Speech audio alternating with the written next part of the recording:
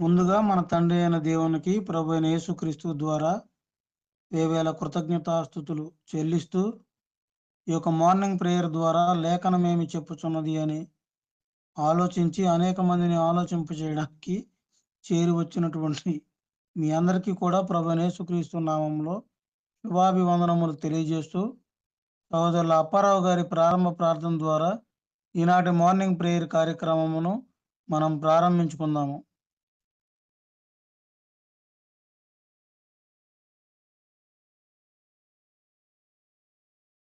అప్పారావు అన్నయ్య.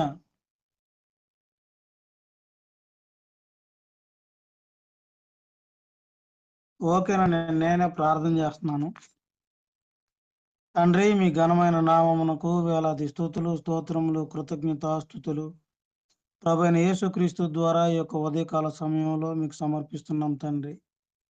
తండ్రి, ఈ యొక్క ఉదయకాలం వరకు కూడా గడిచిన కాలమంతటి నుండి కూడా మమ్మల్ని సజీవుల లెక్కలో ఉంచి కాచి కాపాడుతూ మాకు కావలసినటువంటి సమస్తమును మీరే మాకు సమకూడి జరిగిస్తూ గొప్పగా ఈ యొక్క ఉదయకాల సమయంలో మేమందరము కూడా తండ్రి ఇట్లా ఆన్లైన్లో కూడుకుని తండ్రి ఈ నామమును స్తుతించుటకు, గణపరచుటకు తండ్రి మీరు మాకు ఇచ్చినటువంటి వాక్యమును ధ్యానించి ఆ ప్రకారంగా నడుచుకుంటూ మిమ్మల్ని మహింపరచడానికి మీరు మాకు ఇచ్చినటువంటి యొక్క గొప్ప అవకాశమును బట్టి, భాగ్యమును బట్టి మరి ఒకసారి మీకు కృతజ్ఞతలు తెలియజేస్తున్నాం తండ్రి.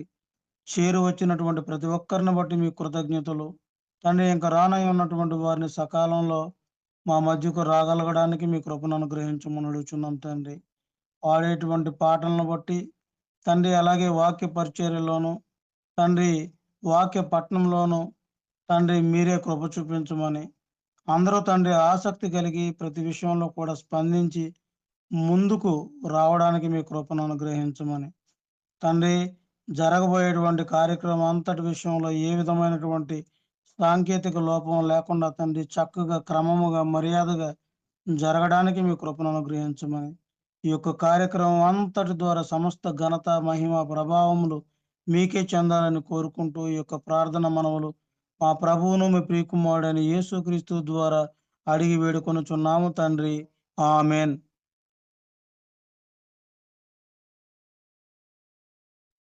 సహోదరులు లాలయ్య గారు మొదటి కీర్తనగా పాడి వినిపిస్తారు. సహోదరులు స్వామి గారు రెండవ కీర్తనగా పాడి వినిపిస్తారు.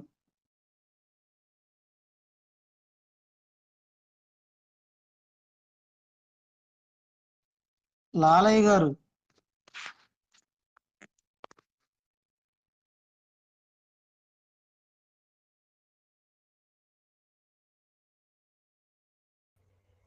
హలో హలో పాడండి. పాడమంటారా? పాడండి. పాడుకున్నాం. దేవుని వాక్యము ధ్యానించు, దినదినము దేవుని ప్రార్థించు. దేవుని వాక్యము ధ్యానించు, ఆయన బాటలో పయనించు, ఆయన మాటలు ప్రకటించు. దేవుని వాక్యము ధ్యానించు.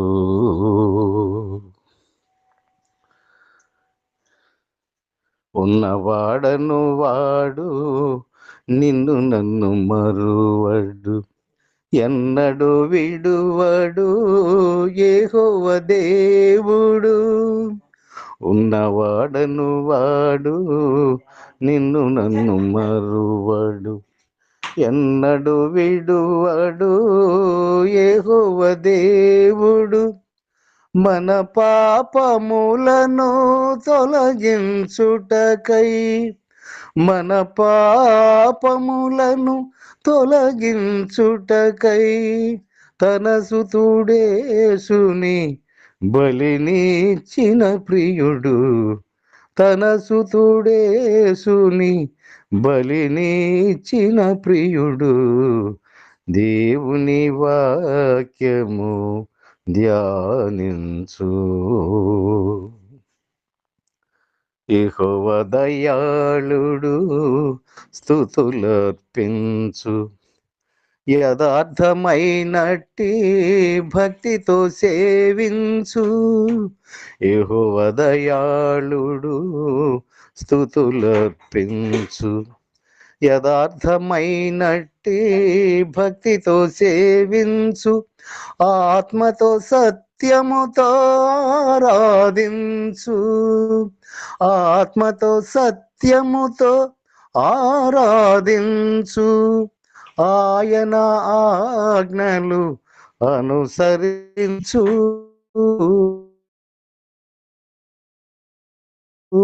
దేవుని వాక్యం ధ్యానించు.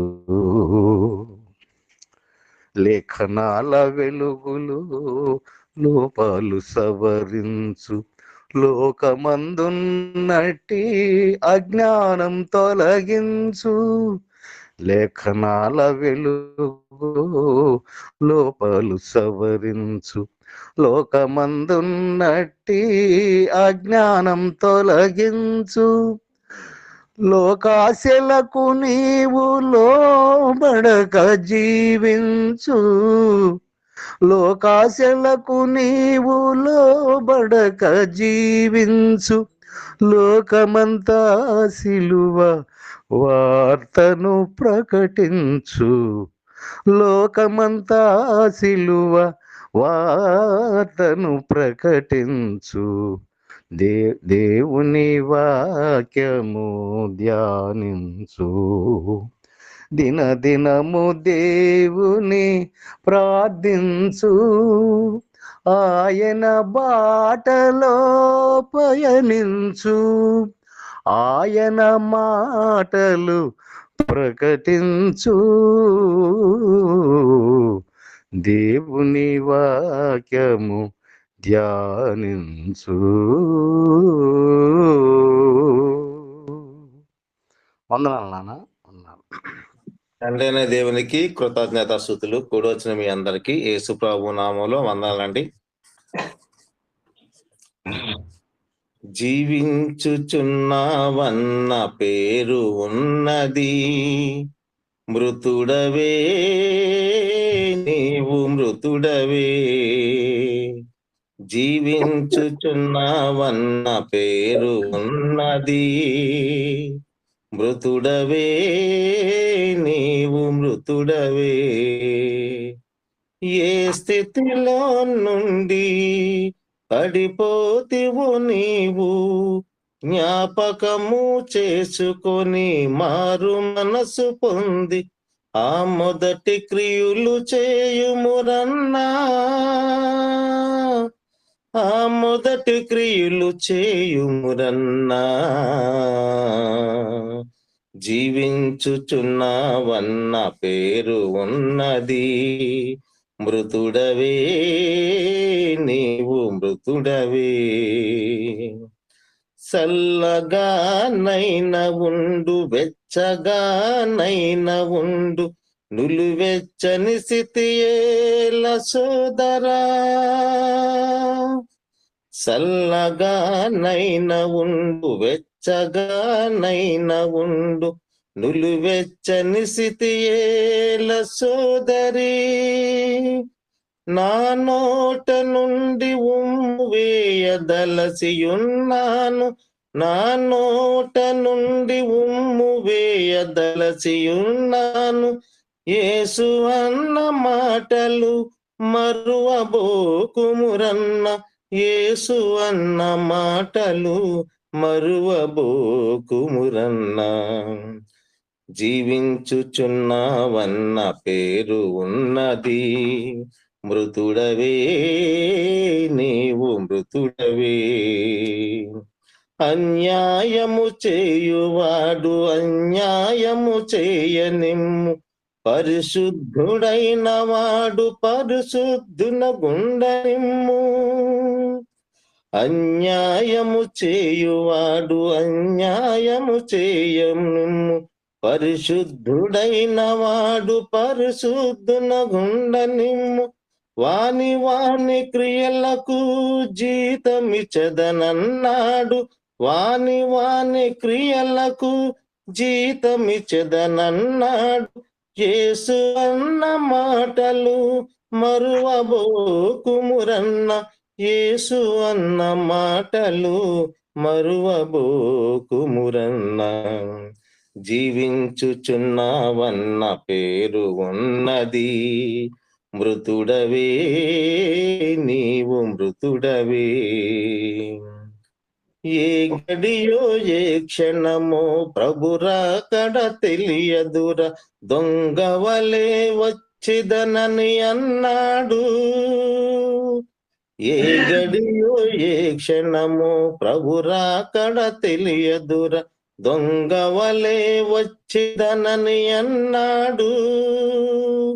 గొర్రె పిల్ల రక్తములో తెలుపు చేసుకొనుమా, గొర్రె పిల్ల రక్తములో తెలుపు చేసుకొనుమా, అంతము వరకు నిలిచియుండుమా,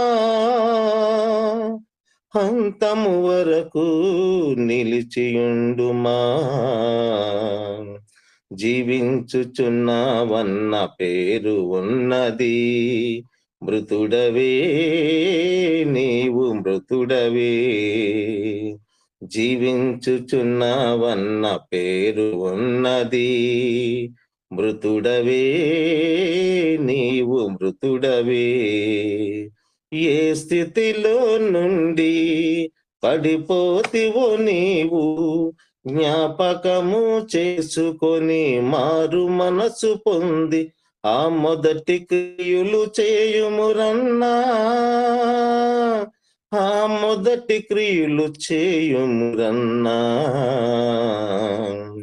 జీవించుచున్నావన్న పేరు ఉన్నది, మృతుడవే నీవు మృతుడవే. వందాలండి. ఇప్పటి వరకు చక్కగా పాటలు పాడి వినిపించినటువంటి సహోదరులు ఇరువురికి కూడా ప్రత్యేకంగా వందనములు తెలియజేస్తూ, లేవియా కాండము 11వ అధ్యాయము వాక్య పఠన భాగంగా చదువుకుందాము. 1వ వచనం నుండి 8వ వచనం వరకు సహోదరులు స్వామి వారు చదివి వినిపిస్తారు. 9వ వచనం నుండి 28వ వచనం వరకు సహోదరులు నరేష్ గారు చదువుతారు. 29వ వచనం నుండి చివరి వరకు నేను చదువుతాను. సరే, లేవి కాండము 11వ అధ్యాయము 1 నుంచి చదువుదామండి. మరియు యెహోవా మోషే అహరోనులకు ఇలాగు సెలవిచ్చును, మీరు ఇశ్రాయేలులతో ఇట్ల నుండి భూమి మీదనున్న జీవులన్నిటిలోనూ మీరు జీవులను మాత్రము తినవచ్చును. జంతువులలో ఏది డెక్కలు గలదై నెమరు వేయును దాన్ని తినవచ్చును గాని, నెమరు వేయి వాటిలో నుండి 2 డెక్కల గల వాటిలోను వీటిని తినకూడదు. ఒంటె నెమరు వేయును గాని దానికి 2 డెక్కలు లేవు గనుక అది మీకు అపవిత్రము. పొట్టి కుందేలు నెమరు వేయును గాని దానికి 2 డెక్కలు లేవు గనుక అది మీకు అపవిత్రము. కుందేలు నెమరు వేయును గాని దానికి 2 డెక్కలు లేవు గనుక అది మీకు అపవిత్రము. పంది విడిగా నుండి 2 డెక్కలు గలది గాని అది నెమరు వేయదు గనుక అది మీకు అపవిత్రము. వాటి మాంసమును మీరు తినకూడదు, వాటి కళేబరములను ముట్టకూడదు, అవి మీకు అపవిత్రములు. వందనండి.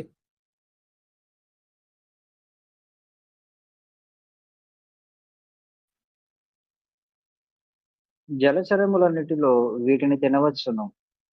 సముద్రంలోనేమి, నదులలోనేమి, ఏ నీళ్ళలోనేమి వేటికి రెక్కలు పొలుసులు ఉండునో వాటిని తినవచ్చును.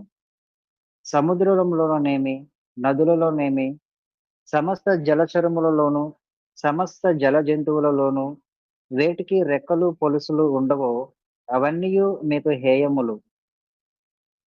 అవి మీకు హేయములుగానే ఉండవలెను. వాటి మాంసమును తినకూడదు. వాటి కళేబరములను హేయములుగా ఎంచుకొనవలెను. నీళ్లలో దేనికి రెక్కలు పొలుసులు ఉండవో అది మీకు హేయము. పక్షులలో వీటిని హేయములుగా ఎంచుకొనవలెను. వీటిని తినవద్దు, ఇవి హేయములు. పక్షిరాజు, పెద్దబోరువ, క్రౌంచ పక్షి, గద్ద, తెల్లగద్ద, ప్రతి విధమైన గద్ద, ప్రతి విధమైన కాకి, నిప్పుకోడి, కపిరిగాడు, కోకిల, ప్రతి విధమైన డేగ, పైగిడి కంటే, చెరువు కాకి, గుడ్లగూబ, హంస, గూడబాతు, నల్లబోరువ, శంకుపూడి కొంగ, ప్రతి విధమైన కొంగ, కుక్కుడు గువ్వ, గబ్బిలము, రెక్కలు కలిగి 4 కాళ్ళతో చరించు చర్మములన్నీయు మీకు హేయములు. అయితే 4 కాళ్ళతో చరించుచు నేల గంతులు వేయుటకు కాళ్ళ మీద తొడలు గల పురుగులన్నీ తినవచ్చును. నేత మిడత గాని, చిన్న మిడత గాని, ఆకు మిడత గాని, మిడతలలో ప్రతి విధమైన దాన్ని తినవచ్చును. 4 కాళ్ళు గల పురుగులన్నీయు మీకు హేయములు. వాటి వలన మీరు అపవిత్రులగుదురు. వాటి కళేబరములను ముట్టిన ప్రతివాడు సాయంకాలం వరకు అపవిత్రుడగును. వాటి కళేబరములలో కొంచెమైనను మోసిన ప్రతివాడు తన బట్టలు ఉదుకుకొని సాయంకాలం వరకు అపవిత్రుడగును. 2 డెక్కలు గల జంతువులన్నిటిలో విడిగా చీలిన డెక్కలు లేకయు, నెమరు వేయకయు నుండినవి మీకు అపవిత్రములు.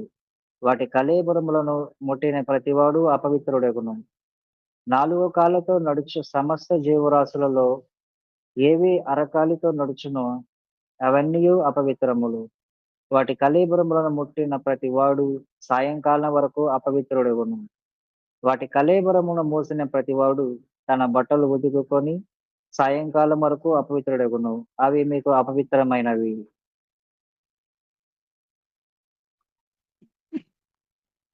నేల మీద ప్రాకు జీవరాశులలో మీకు అపవిత్రమైనవి ఏవేవనగా చిన్న ముంగిస, చిన్న పందికొక్కు, ప్రతి విధమైన బల్లి, ఊసరవెల్లి, నేల ముసలి, తొండ సరటము, అడవి ఎలుక, ప్రాకు వాటిలో ఇవి మీకు అపవిత్రములు.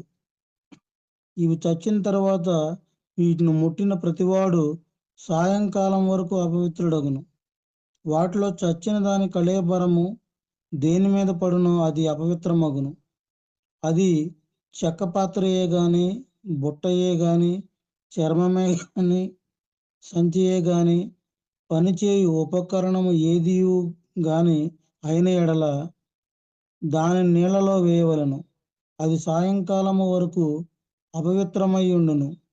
తరువాత అది పవిత్రమగును. వీటిలో ఏదైనాను మంటి పాత్రలో పడిన ఎడల దానిలోదంతయు అపవిత్రమగును. మీరు దానిని పగలగొట్టవలెను. తినదగిన ఆహారమంతటిలో దేని మీద ఆ నీళ్లు పడునో అది అపవిత్రమగును. అట్టి పాత్రలో త్రాగిన ఏ పానీయమును అపవిత్రము. వాటి కళేబరములలో కొంచెము దేని మీద పడునో అది అపవిత్రమగును. అది పొయ్యి అయినను కొంపటి అయినను దానిని పగలగొట్టవలెను. అవి అపవిత్రములు. అవి మీకు అపవిత్రములుగా ఉండవలెను. అయితే విస్తారమైన నీళ్లు గల ఊటలో గాని, గుంటలో గాని కళేబారము పడినను ఆ నీళ్లు అపవిత్రములు కావు గాని కళేబరమునకు తగిలినది అపవిత్రమగును. వాటి కళేబరములలో కొంచెము విత్తుకట్టు విత్తనముల మీద పడినను అవి అపవిత్రములు కావు గాని ఆ విత్తనముల మీద నీళ్లు పోసిన తర్వాత కళేబరములలో కొంచెము వాటి మీద పడిన ఎడల అవి మీకు అపవిత్రములగును. మీరు తినదగిన జంతువులలో ఏదైనాను చచ్చిన యెడల దాని కళేబరమును ముట్టువాడు సాయంకాలం వరకు అపవిత్రుడగును. దాని కళేబరములలో ఏదైనాను తినువాడు తన బట్టలు ఉదుకుకొని సాయంకాలం వరకు అపవిత్రుడగును. దాని కళేబరమును మోయువాడు తన బట్టలు ఉదుకుకొని సాయంకాలం వరకు అపవిత్రుడగును. నేల మీద ప్రాకు జీవరాశులన్నీ హేయములు, వాటిని తినకూడదు. నేల మీద ప్రాకు జీవరాశులన్నింటిలో కడుపుతో చరించు దానినైనను, 4 కాళ్లతో చరించు దానినైనను, చాలా కాళ్ళు గల దానినైనను మీరు తినకూడదు, అవి హేయములు. ప్రాకు జీవరాశులలో దేనినైనా తిని మిమ్మల్ని మీరు హేయపరుచుకొనకూడదు. వాటి వలన అపవిత్రులగునట్లు వాటి వలన అపవిత్రత కలుగు చేసుకొనకూడదు. నేను మీ దేవుడైన యెహోవాను. నేను పరిశుద్ధులను గనుక మీరు పరిశుద్ధులై ఉన్నట్లు మిమ్మల్ని మీరు పరిశుద్ధపరచుకొనవలెను. నేల మీద ప్రాకు జీవరాశులలో దేని వలననో మిమ్మల్ని మీరు అపవిత్రపరచుకొనకూడదు. నేను మీకు దేవుడునై యుండుటకు ఐగుప్తు దేశంలో నుండి మిమ్మల్ని రప్పించిన యెహోవాను. నేను పరిశుద్ధులను గనుక మీరు పరిశుద్ధులు కావలెను.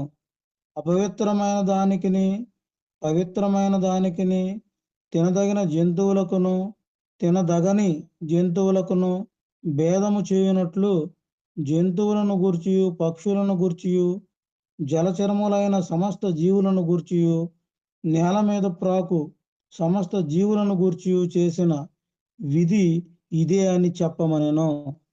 ఇప్పటి వరకు చాలా చక్కగా ఈ యొక్క 11వ అధ్యాయం అంతటిని కూడా చదివి వినిపించినటువంటి సహోదరులందరికీ వందనములు తెలియజేస్తూ, సహోదరులు అనిల్ గారు ఈ యొక్క అధ్యాయం అంతటిని కూడా వివరించవలసిందిగా కోరుకుంటూ ప్రేమతో ఆహ్వానిస్తున్నాము. తండ్రి అయిన దేవునికి కృతజ్ఞతాస్తుతులు. కూడా వచ్చిన సహోదరి సహోదరులకు మన ప్రభువును రక్షకుడునైన యేసుక్రీస్తు నామమున వందనాలు తెలియజేస్తూ ఉన్నాను. లేవీకాండము 11వ అధ్యాయాన్ని మనం పరిశీలన చేద్దాం. మరి ఈ లేవీకాండము 11వ అధ్యాయంలో దేవుడు ఇశ్రాయేలీయులకు ఇచ్చిన చట్టాలను వివరిస్తూ ఉంది. ఇందులో శుభ్రమైన, తినదగిన మరియు అపరిశుభ్రమైన, తినకూడని నిషిద్ధ జంతువులు, వాటిలో భూమి మీద జంతువులు, సముద్ర జీవులు, పక్షులు, కీటకాలు, వీటి గురించిన విషయాలను తెలియజేస్తూ ఉన్నారు. అయితే ఎందుకు ఈ విషయాలు తెలియజేస్తూ ఉన్నాడంటే,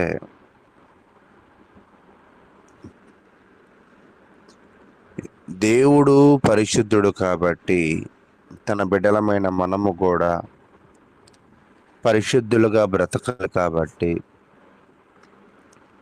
వీటిని తినకూడదని, వాటి జోలికి వెళ్ళకూడదని దేవుడైతే తెలియజేస్తూ ఉన్నాడు.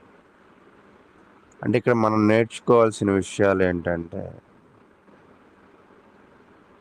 వేటి జోలికి వెళితే మనము అపవిత్రులమవుతామో, వేటి జోలికి వెళ్తే మనము విశ్వాసము బలహీనపడుతుందో, వాటి జోలికి వెళ్ళకపోవడమే మంచిది అని దేవుని వాక్యం చెప్తూ ఉంది. ఈ 11వ అధ్యాయంలో ప్రధానమైన విషయము శుద్ధమైనవి, అశుద్ధమైనవి.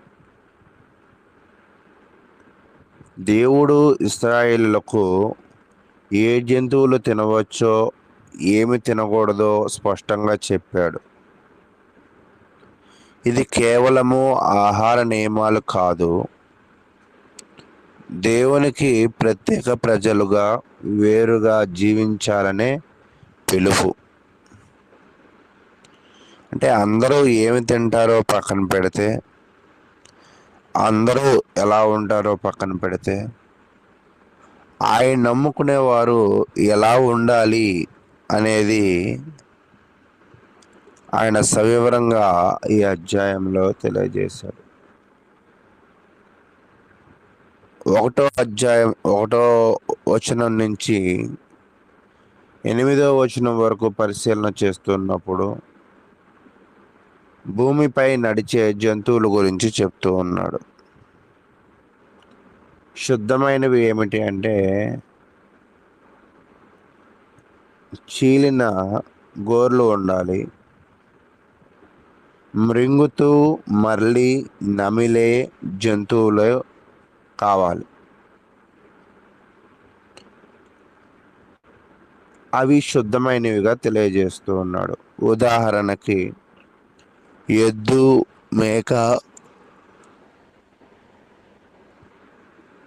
గొర్రెలు ఇవి శుద్ధమైన జంతువులు.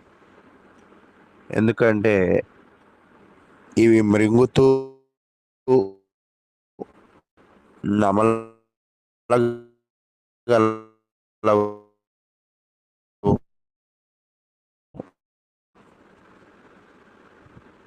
అశుద్ధమైనవి ఏమిటి అంటే ఆ 2 లక్షణాలు లేనివి, అనగా ఒంటె, పంది. అయితే ప్రియులారా 1 నుంచి 8 వచనాలు ఆ విషయాలను అయితే తెలియజేస్తూ ఉన్నాయి. తరువాత 9 నుంచి 12 వచనాలు చూస్తూ ఉన్నప్పుడు నీటిలో ఉండే జీవులు శుద్ధమైనవి ఏమిటి అంటే రెక్కలు మరియు పొరలు ఉండాలి. ఉదాహరణకి చేపలు. అశుద్ధమైనవి ఏమిటి అంటే రెక్కలు లేదా పొరలు లేనివి. ఉదాహరణకి ఏమిటంటే క్రిములు, సముద్రపు క్రిములు. 9 నుంచి 12 వచనాలు ఆ జలచరాల గురించి, వాటిలో ఏవి శుద్ధమైనవి ఏవి అశుద్ధమైనవి తెలియజేశాడు. 13 నుంచి 19 వచనాలు చూస్తూ ఉన్నప్పుడు కొన్ని పక్షులు అశుద్ధమైనవిగా పేర్కొనబడ్డాయి. ముఖ్యముగా మాంసాహార చనిపోయిన వాటిని తినే పక్షులు. ఉదాహరణకి గ్రద్దలు, కాకులు. ఇవి అశుద్ధమైనవిగా తెలియజేస్తూ ఉన్నారు.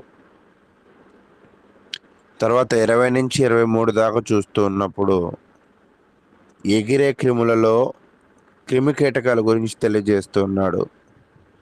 ఎగిరే క్రిమికీటకాలలో కొన్ని మాత్రమే అనుమతించబడ్డాయి. ముఖ్యంగా దూకే కాళ్ళు ఉన్నవి. ఉదాహరణకి మిడతలు.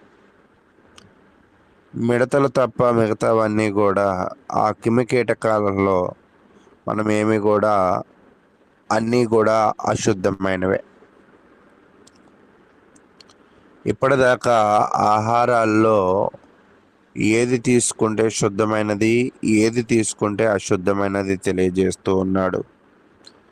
24 నుంచి 40 దాకా చూస్తూ ఉన్నప్పుడు చనిపోయిన దేహాలను తాకడము. అశుద్ధ జంతువు చనిపోయిన దేహాన్ని తాకితే మనిషి అశుద్ధుడు అవుతాడు. కాబట్టి మరి చనిపోయిన వాటిని తాకకూడదని తెలియజేశాడు. అయితే దీంట్లో ఆత్మీయ పాఠాలు ఏమిటి అంటే దేవుడు పరిశుద్ధుడు, ఆయన ప్రజలుగా మనం పరిశుద్ధులుగా ఉండాలి. వేరుగా జీవించడము దేవుని ప్రజల గుర్తింపు. బయట శుద్ధతతో పాటు లోపల హృదయ శుద్ధత కూడా చాలా అవసరమైనది. ఇవి యేసుక్రీస్తు బోధలో కూడా తర్వాత మనం చూస్తూ ఉంటాం. కాబట్టి మానవులమైన మన అందరము కూడా వీటి మీద దృష్టి పెట్టాలి అని ఇశ్రాయేలు ప్రజలకు వాళ్ళు తెలియజేశారు. మరలా తెలియజేస్తున్నాను, భూజంతువులలో శుద్ధమైనవి ఏమిటంటే చీలిన గోర్లు, మృంగి నవిలేవి. అశుద్ధమైనవి పంది ఉంటే, నీటి జీవులు శుద్ధమైనవి రెక్కలు పొరలు ఉండాలి. అశుద్ధమైన వాటికి పొరలు ఉండవు. పక్షులు సాధారణ పక్షులు శుద్ధమైనవే, మాంసాహార పక్షులు అశుద్ధమైనవి. అంటే చనిపోయిన అంటే గెదలు కాకులు చనిపోయిన వాటిని తినేవి అశుద్ధమైనవి. క్రిములు మిడత రకము శుద్ధమైనవి, నేలమే పాకే అన్ని క్రిములన్నీ కూడా అశుద్ధమైనవి. కాబట్టి ప్రియ సహోదరులారా, ఈరోజు ఇవన్నీ కూడా ఏవి శుద్ధమో ఏవి అపరిశుద్ధమో తెలుసుకున్నాము. అయితే 44 నుంచి 45 వచనాలు ఏం తెలియజేస్తుంది అంటే, ముఖ్యాంశము దేవుడు పరిశుద్ధుడు అంటున్నాడు. నేను పరిశుద్ధుడను, మీరును కూడా పరిశుద్ధులుగా ఉండాలి. ఇక్కడ నియమాలు కేవలం తినడం గురించి కాదు, దేవుని స్వభావాన్ని ప్రతిబింబించే జీవితం గురించి. మన ప్రశ్న, నా మాటలు పరిశుద్ధంగా ఉన్నాయా? నా ఆలోచనలు పరిశుద్ధంగా ఉన్నాయా? నా ప్రవర్తన పరిశుద్ధంగా ఉందా అని మనల్ని మనము ప్రశ్న వేసుకోవాలి. ఈరోజు మనము సహవాసంలో వెళ్తూ ఉన్నాం, కానీ నేను పరిశుద్ధున్నేనా అని ఒకవేళ ప్రశ్న వేసుకుంటే, మనం ఎటువంటి వారమో అందరికంటే మనకే ఎక్కువగా తెలుసు, మన ఆలోచనలు, మన ప్రవర్తన. అయితే 1 నుంచి 23 వచనాలలో చూస్తూ ఉన్నప్పుడు, ఈ 3 రకాల జంతువుల్లో, అంటే జీవులలో, భూజంతువులు, నీటి జీవులు, పక్షులు, క్రిముల్లో మనం నేర్చుకోవాల్సిన పాఠం ఏంటంటే, ప్రతి విషయము మన జీవితంలో సరైనదే కాదు. దేవుని చిత్తానికి అనుకూలంగా ఎంపిక చేసుకోవాలి. అంటే నీకు అనుకూలంగా, నీకు నచ్చినట్లుగా మనము చేస్తూ, ఇది దేవునికి అనుకూలమైనదే అని మనం అనుకోవడం పొరపాటు అవుతుంది. ఏ పనిలో అయినా దేవుని చిత్తాన్ని వెతికేవారిగా ఉండాలి. అలా వెతకగలిగిన వాళ్ళు ఎవరంటే భక్తులు మాత్రమే. అయితే అపోస్తలుడైన పౌలు గారు కూడా ఒక విషయం చెప్తూ ఉంటారు. 1 కొరింథీ 10:23 ఏమంటారంటే, స్వరము నాకు అనుమతించబడినవే, కానీ స్వరము ప్రయోజనకరము కాదు. అంటే కొన్ని సర్వము మనకి అనుమతించబడినవే, కానీ అన్ని ప్రయోజనకరం కాదు. కొన్ని విషయాలు చెప్తాడు, అన్నిట్లో స్వాతంత్రం కలిగింది, కానీ అన్ని చేయదగినవి కూడా కావు. కాబట్టి మన జీవితంలో ఏది ప్రయోజనమో ఏది ప్రయోజనం కాదో మనం ఆలోచన చేసుకోవాలి. తర్వాత 24 నుంచి 40 వచనాలు చూస్తున్నప్పుడు, అశుద్ధాన్ని తాకితే ప్రభావం, తినడమే కాదు తాకినా కూడా ప్రభావమే. దీనిలో మనం ఏం అర్థం చేసుకోవాలంటే, మనం ఎవరి మధ్య తిరుగుతున్నామో, ఏ ప్రభావముతో, ఏ ప్రభావాలు మన మీద పడుతున్నాయో మనం చూసుకోవాలి. ఎందుకంటే చెడ్డవారి సహవాసము మంచివారి నడవడిను చెడగొడుతూ ఉంది. కాబట్టి ప్రియ సహోదరులారా, మన జీవితంలో మనము ఎలా ఆలోచన చేస్తూ ఉన్నాం, ఎలా జీవిస్తూ ఉన్నాం, ఎలా ప్రవర్తిస్తూ ఉన్నాం, ఎవరితో మన జీవితంలో ముందుకు వెళుతున్నాం అనేది ఒకసారి పరిశీలన చేయండి. తర్వాత నేర్చుకోవాల్సింది ఏమిటి అంటే, పాత నిబంధన ఈ నియమాలలో బయటి శుద్ధత గురించి తెలియజేస్తే, యేసుక్రీస్తు ప్రభు వారు హృదయ శుద్ధత గురించి తెలియజేశారు. అంటే యేసుక్రీస్తు ప్రభు వారు మత్తయి సువార్త 15వ అధ్యాయం 18 నుంచి 20 వచనాల్లో ఒక మాట చెప్తూ ఉంటాడు. బయట నుంచి లోపలికి వెళ్ళినది మనుషుని అపవిత్రం చేయదు, హృదయంలో నుంచి వచ్చే చెడు ఆలోచనలు మనిషిని అపవిత్రం చేస్తూ ఉంటాయి. ఒక వ్యక్తి చేసే ఆలోచనలు, మాట్లాడే మాటలు, చేసే ప్రవర్తన ఎలా ఉంది, అపవిత్రంగానా పరిశుద్ధంగానా పరిశీలన చేయాలి. కాబట్టి క్రీస్తునందు ప్రియమైన సహోదరులారా, ఈరోజు మనము ఒక నిర్ణయం తీసుకోవాలి. నా జీవితంలో అశుద్ధమైన అలవాట్లు, అపవిత్రమైన అలవాట్లు ఏమున్నాయో చూసుకుని వాటిని తొలగించే ప్రయత్నం చేయండి. అవి ఏదైనా అవ్వచ్చు, మాటలు అవ్వచ్చు, ఆలోచన అవ్వచ్చు, నడవడిక అవ్వచ్చు. ఎందుకంటే మనము రహస్యముగా పాపాలు చేస్తూ పవిత్రులుగా మనము ఒక రకంగా కనపరిచినట్లయితే దేవుడు సర్వాంతర్యామి, సమస్తమును సర్వమును ఎరిగినవాడు. కాబట్టి మనము పరిశుద్ధులుగా ఉండడానికి ప్రయత్నం చేద్దాం. అయితే ఈరోజు చాలామంది కూడా మరి ఎలా జీవిస్తున్నారా అనేది వాళ్ళకు మాత్రమే తెలుసు. ఎలా జీవించాలనేది మాత్రము దేవుడైతే తెలియజేస్తూ ఉన్నాడు. ఇక్కడ కొన్ని జంతువులు ఎందుకు అశుద్ధమైనవి, అపవిత్రమైనవి అంటే తిని వాటిని మరలా నెమరవేయని జంతువులు.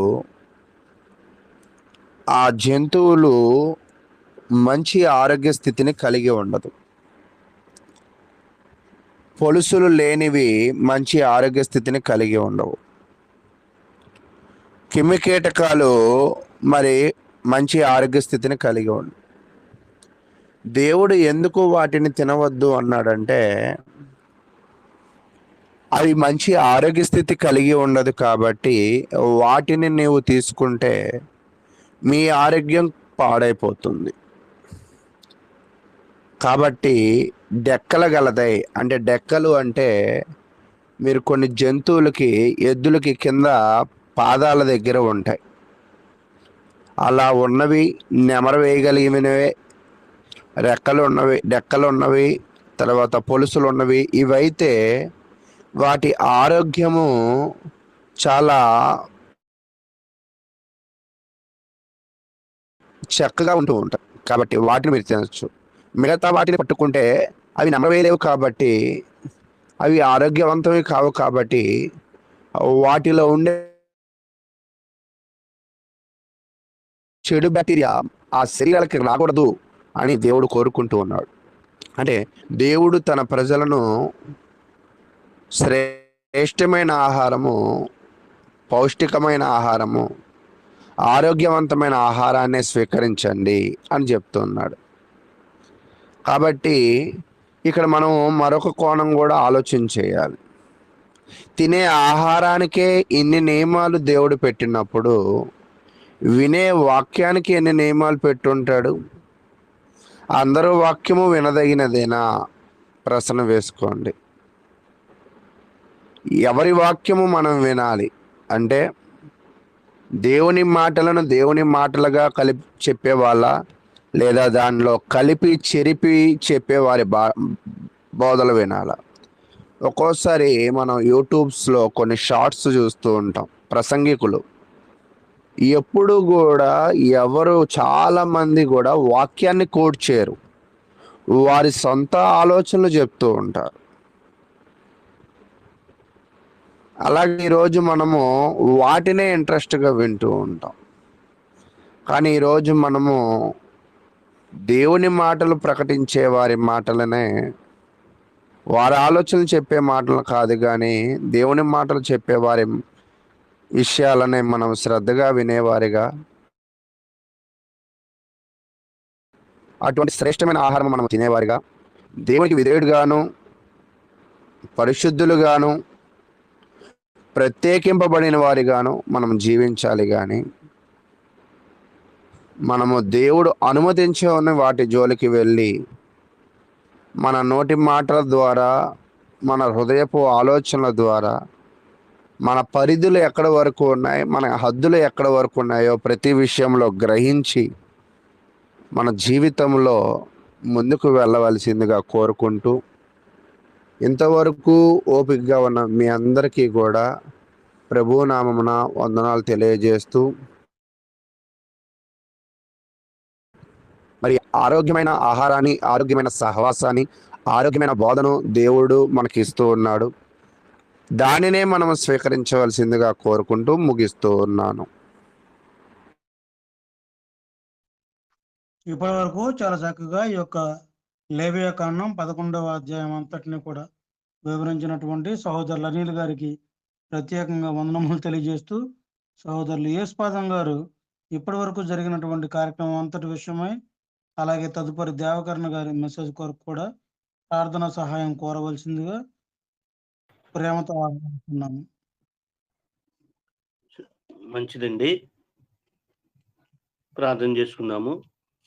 పరలోకమందున్న మా ప్రియ తండ్రి, ప్రేమ, కనికరము, జాలి కలిగిన మహోన్నతుడ, మీ ఘనమైన ఉన్నతమైన నామానికి మీ ప్రియకుమారుడును మా ప్రభువును రక్షకుడైన యేసుక్రీస్తు నామంలో మీకు స్తుతులు, స్తోత్రములు, కృతజ్ఞతలు తెలియజేసుకుంటున్నావు తండ్రి. మమ్మల్ని ప్రేమించి మా జీవితంలో ఇచ్చిన ఈ దినాన్ని బట్టి స్తుతులు తండ్రి.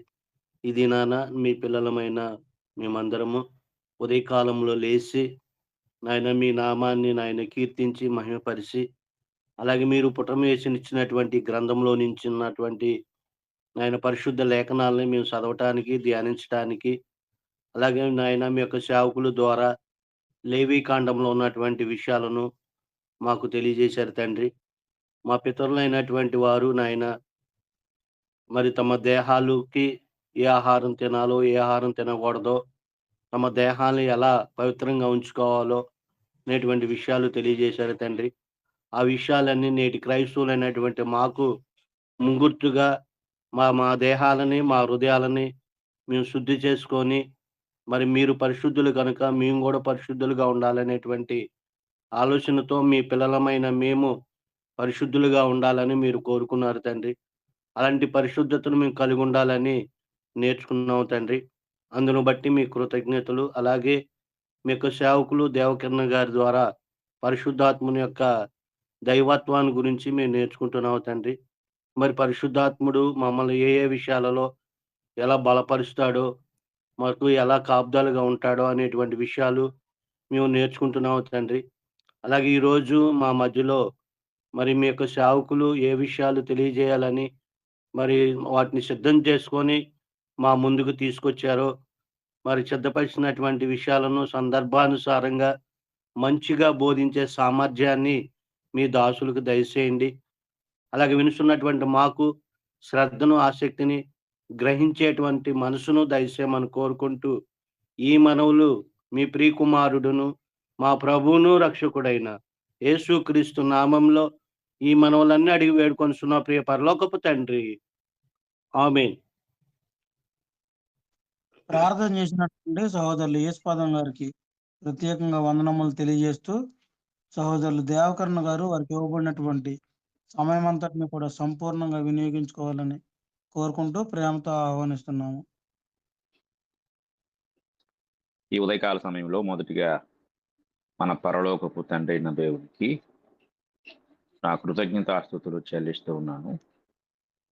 అలాగే వాక్యం వినుటకు సిద్ధంగా ఉన్న నా ప్రియ సహోదరి సహోదరులందరికీ కూడా ప్రత్యేకమైన వందనాలు తెలియజేస్తూ ఉన్నాను. ప్రియమైన సహోదరి సహోదరులరా, నిన్నటి దినాన కృపావరములను గూర్చి మనము ధ్యానించాము. కృపావరములు అనగా మొదటి కొరింథీ పత్రిక 12, 13, 14 అధ్యాయాల్లో చెప్పబడిన కృపావరములు, వాటి యొక్క మనుగడ అంటే ఉనికి ఎంతవరకు, ఎక్కడ ప్రారంభమైనాయి, అలాగే ఎక్కడ వరకు అవి కొనసాగుతున్నవి లేక కొనసాగాయి అనే విషయాలు మనము చక్కగా ధ్యానించాము. అయితే ఈరోజు మనం చెప్పుకునే పాఠము మిగిలిన వరాల గురించి. అంటే ఆగిపోయిన వాటి గురించి మనం ధ్యానించాము. ఇప్పుడు మిగిలిన వరాల గురించి మనం ఆలోచించినప్పుడు కొరింథీయులకు రాసిన మొదటి పత్రిక 13వ అధ్యాయం 13వ అధ్యాయంలో పౌలు గారు మాట్లాడుతూ 13వ అధ్యాయము 8వ వచనం చదువుతున్నాం. 8వ వచనం నుండి, ప్రేమ శాశ్వత కాలములను, ప్రవచనములైనను నిరర్థకములుగును, భాషలైనను నిలిచిపోవును, జ్ఞానమైనను నిరర్థకముగును. మనము కొంత మట్టుకు ఎరుగుదుము, కొంత మట్టుకు ప్రవచించుచున్నాము గాని పూర్ణమైనది వచ్చినప్పుడు పూర్ణము కానిది నిరర్థకమగును. నేను పిల్లవాడనై ఉన్నప్పుడు పిల్లవాని వలె మాట్లాడుతుని, పిల్లవాని వలె తలంచుతుని, పిల్లవాని వలె యోచించుతుని. ఇప్పుడు పెద్దవాడనై పిల్లవాని చేష్టలు మానివేస్తుని. ఇప్పుడు అద్దములో చూచినట్టు సూచనగా చూచుచున్నాము, అప్పుడు ముఖాముఖిగా చూతుము. ఇప్పుడు కొంత మట్టుకే ఎరిగి ఉన్నాము, అప్పుడు నేను పూర్తిగా ఎరుగబడిన ప్రకారం పూర్తిగా ఎరుగుదును.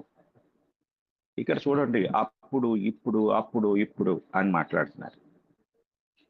అలాగే ఒక ఉదాహరణ కూడా ఇచ్చారు. నేను పోయినసారి మనం దీన్ని చర్చించాం.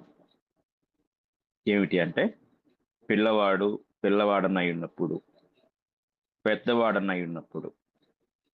అలాగే 10వ వచనంలో పూర్ణమైనది, పూర్ణము కానిది.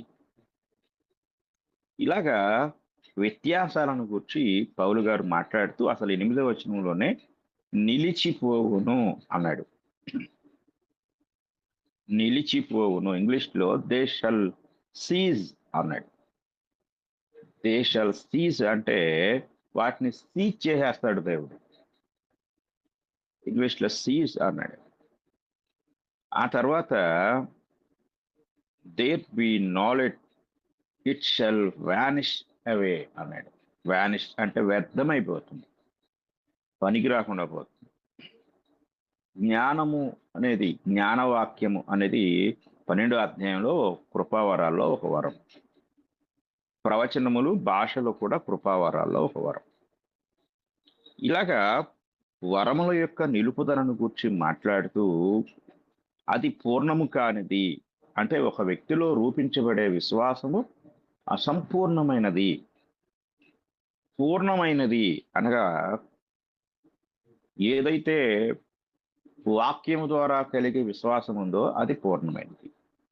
అందుకే తోమాతో చెప్తూ, నీవు చూచి నమ్మితివి, చూడక నమ్మిన వారు ధన్యులు అన్నాడు. ప్రభువారు ఆ మాట చెప్పినప్పుడు విశ్వాసం యొక్క పరిపూర్ణత ఇలా చూసేది కాదు, చూసి నమ్మేది కాదు.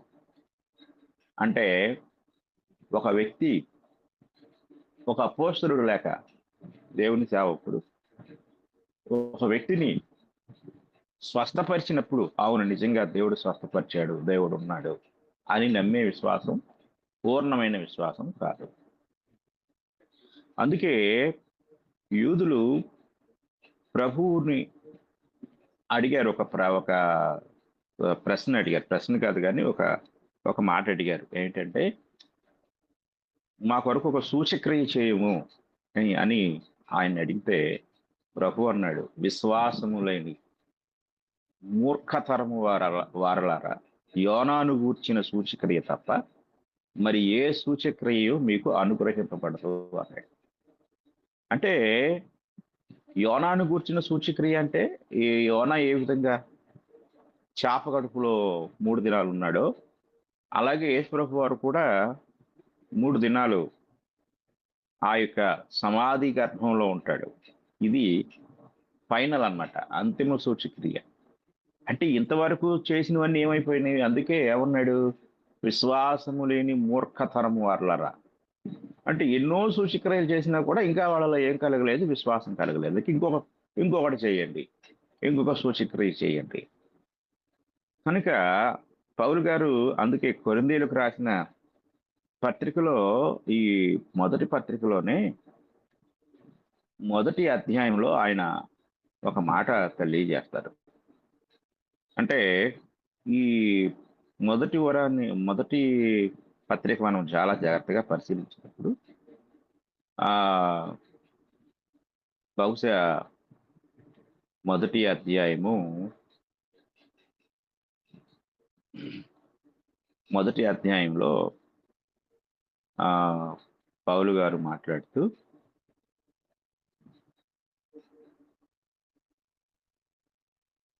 22వ వచనం, మొదటి అధ్యాయం 22వ వచనంలో, యూదులు సూచక క్రియలు చేయుమని అడుగుచున్నారు, గ్రీసు దేశస్థులు జ్ఞానము వెతుకుచున్నారు, అయితే మేము సిలువ వేయబడిన క్రీస్తును ప్రకటించుచున్నాము అన్నాడు. ఇక్కడ మనం చాలా జాగ్రత్తగా పరిశీలించినట్లయితే ఈ మాట మనం ఆలోచించినప్పుడు పౌలు గారు అంటాడు ఇంగ్లీష్లో, but we preach Christ crucified unto the Jews a stumbling block and unto the Greeks foolishness. ఈ గ్రీకులేమో జ్ఞానము వెతుకుచున్నారు అన్నట్టే వాళ్ళ యొక్క దాన్ని ఇంగ్లీష్లో వాళ్ళ యొక్క అది వాళ్ళకు వెర్రితనంగా ఉంది అంటాడు. కనుక మనము చాలా జాగ్రత్తగా గమనించినట్లయితే యూదులు సూచక్రియలు అడిగారు, ప్రభువుని అడిగారు, అందుకే మీకు ఇంకే సూచక్రియ అనుగ్రహించబడదు అన్నాడు. అంటే సూచక క్రియల ద్వారా కలిగే విశ్వాసము అపరిపూర్ణమైన విశ్వాసము, కనుక అది కాదు విశ్వాసం అంటే. కనుక పూర్ణమైనది, పూర్ణము కానిది, ఈ రెండింటిని గురించి మనం ఇంతకుముందు ఎక్కువగా చర్చించాం. అయితే మనం మరలా తిరిగి ఈ యొక్క 13వ అధ్యాయానికి వస్తే 13వ అధ్యాయంలో పౌలు గారు మాట్లాడుతూ 13వ వచనంలో ఇలా అంటాడు, కాగా విశ్వాసము, నిరీక్షణ, ప్రేమ ఈ మూడును నిలుచును, వీటిలో శ్రేష్టమైనది ప్రేమయే. అంటే ఆగిపోయే ఏమిటి అంటే సీజ్ చేయబడే ఏమిటి, అలాగే కొనసాగించబడేవేవి ఇక్కడ చెప్తూ ఉన్నాడు. కనుక విశ్వాసము, ప్రేమ, నిరీక్షణ ఈ మూడు కూడా నిలబడేవి. మనమేమనుకుంటున్నాము అంటే ఇంకా ఫలాని వరం ఉంది అని మనం అనుకుంటున్నాం. కానీ పౌలు గారు మాట్లాడుతూ నిలిచిపోయేదేది, శాశ్వతంగా ఉండేదేది, ఆ రెండింటికి తేడా చెప్పేశాడు. కనుక ఒకవేళ ఎవరైనా సరే స్వస్థతలు ఉన్నాయి, అద్భుతాలు ఉన్నాయి, అద్భుతము అంటే దాని అసలు తాత్పర్యం ఏమిటంటే ప్రకృతి ధర్మమునకు విరుద్ధముగా అప్పటికప్పుడు అక్కడికక్కడే జరిగేది, అది అద్భుతం. ప్రకృతి ధర్మం, నీళ్లుగానే ఉండుట ప్రకృతి ధర్మం, కానీ అప్పటికప్పుడు అక్కడికక్కడే అది ద్రాక్షారసంగా మార్చబడటం ప్రకృతి ధర్మమునకు విరుద్ధమైంది. నీటిలో మునిగిపోవటం ప్రకృతి ధర్మం, నీటి మీద నడవటం ప్రకృతి ధర్మానికి విరుద్ధమైనది. ఇలాగ చెప్పుకుంటూ వెళ్తే అద్భుతాల యొక్క ఉదాహరణలు చాలా వస్తాయి. అవన్నీ కూడా అద్భుతాలు ఆనాడు జరిగాయి. ఈరోజు మనము గమనించినట్లయితే ప్రకృతి ధర్మానికి విరుద్ధంగా అప్పటికప్పుడు అక్కడికక్కడ ఏం జరుగుతున్నాయి మనం ప్రశ్నించుకోవాలి. ఒకవేళ కృపావరాలు ఇంకా ఉన్నాయి అనుకుంటే, పరిశుద్ధాత్మ వరాలు ఇంకా ఉన్నాయి అనుకుంటే, పేతురు అన్నాడు అపోస్తుల కార్యం 3వ అధ్యాయం మీరు చదవగలిగితే, నజరేయుడైన యేసుక్రీస్తు నామమున లేచి నిలుము అనగానే పుట్టినది మొదలుకొని కుంటువాడైన ఆ మనుషుడు లేచి నిలిచెను అని కనపడుతుంది. లేచి నిలిచి నడిచెను, నడుచుచు గంతులు వేయుచు దేవాలయంలో ప్రవేశించాడు. ఈరోజు ఏం చేస్తారంటే మీరు ఒక 7 వారాలు రండి,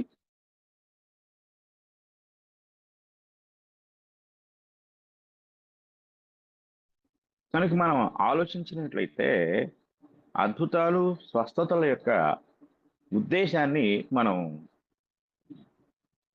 తప్పుగా అర్థం చేసుకుంటున్నాం. అద్భుతాలు, స్వస్థతలు కేవలము దేని కొరకు అంటే సువార్త స్థిరపరచట కొరకు మాత్రమే. విశ్వాస బాల్య దశ మాత్రమే. ఎందుకంటే నేను పిల్లవాడనై ఉన్నప్పుడు అన్నాడు. అంటే విశ్వాసములో చైల్డ్నెస్ అది. అంటే సువార్త ప్రారంభ దినాల్లో బాల్య దశలో ఉన్న విశ్వాసులకు విశ్వాసాన్ని కలిగించటానికి అవి. కానీ సువార్త ఎప్పుడు విన్నారో అవన్నీ స్థిరపరచబడిపోయాయి. అంటే ముందు జరిగిన సంగతులకు సువార్త ఒక బలమైన ఆధారాన్ని ఇచ్చి, ఈ సువార్త యేసుక్రీస్తు ప్రభు యొక్క మరణ, సమాధి, పునరుద్ధానముల వార్త. ఆ వార్త ముందు జరిగిన వాటన్నిటికంటే అద్భుతమైంది.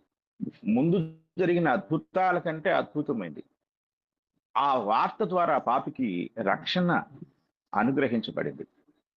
ఆ వార్తలో ఉన్న విశ్వాసమే అసలైన స్థిర విశ్వాసం. కనుక మనం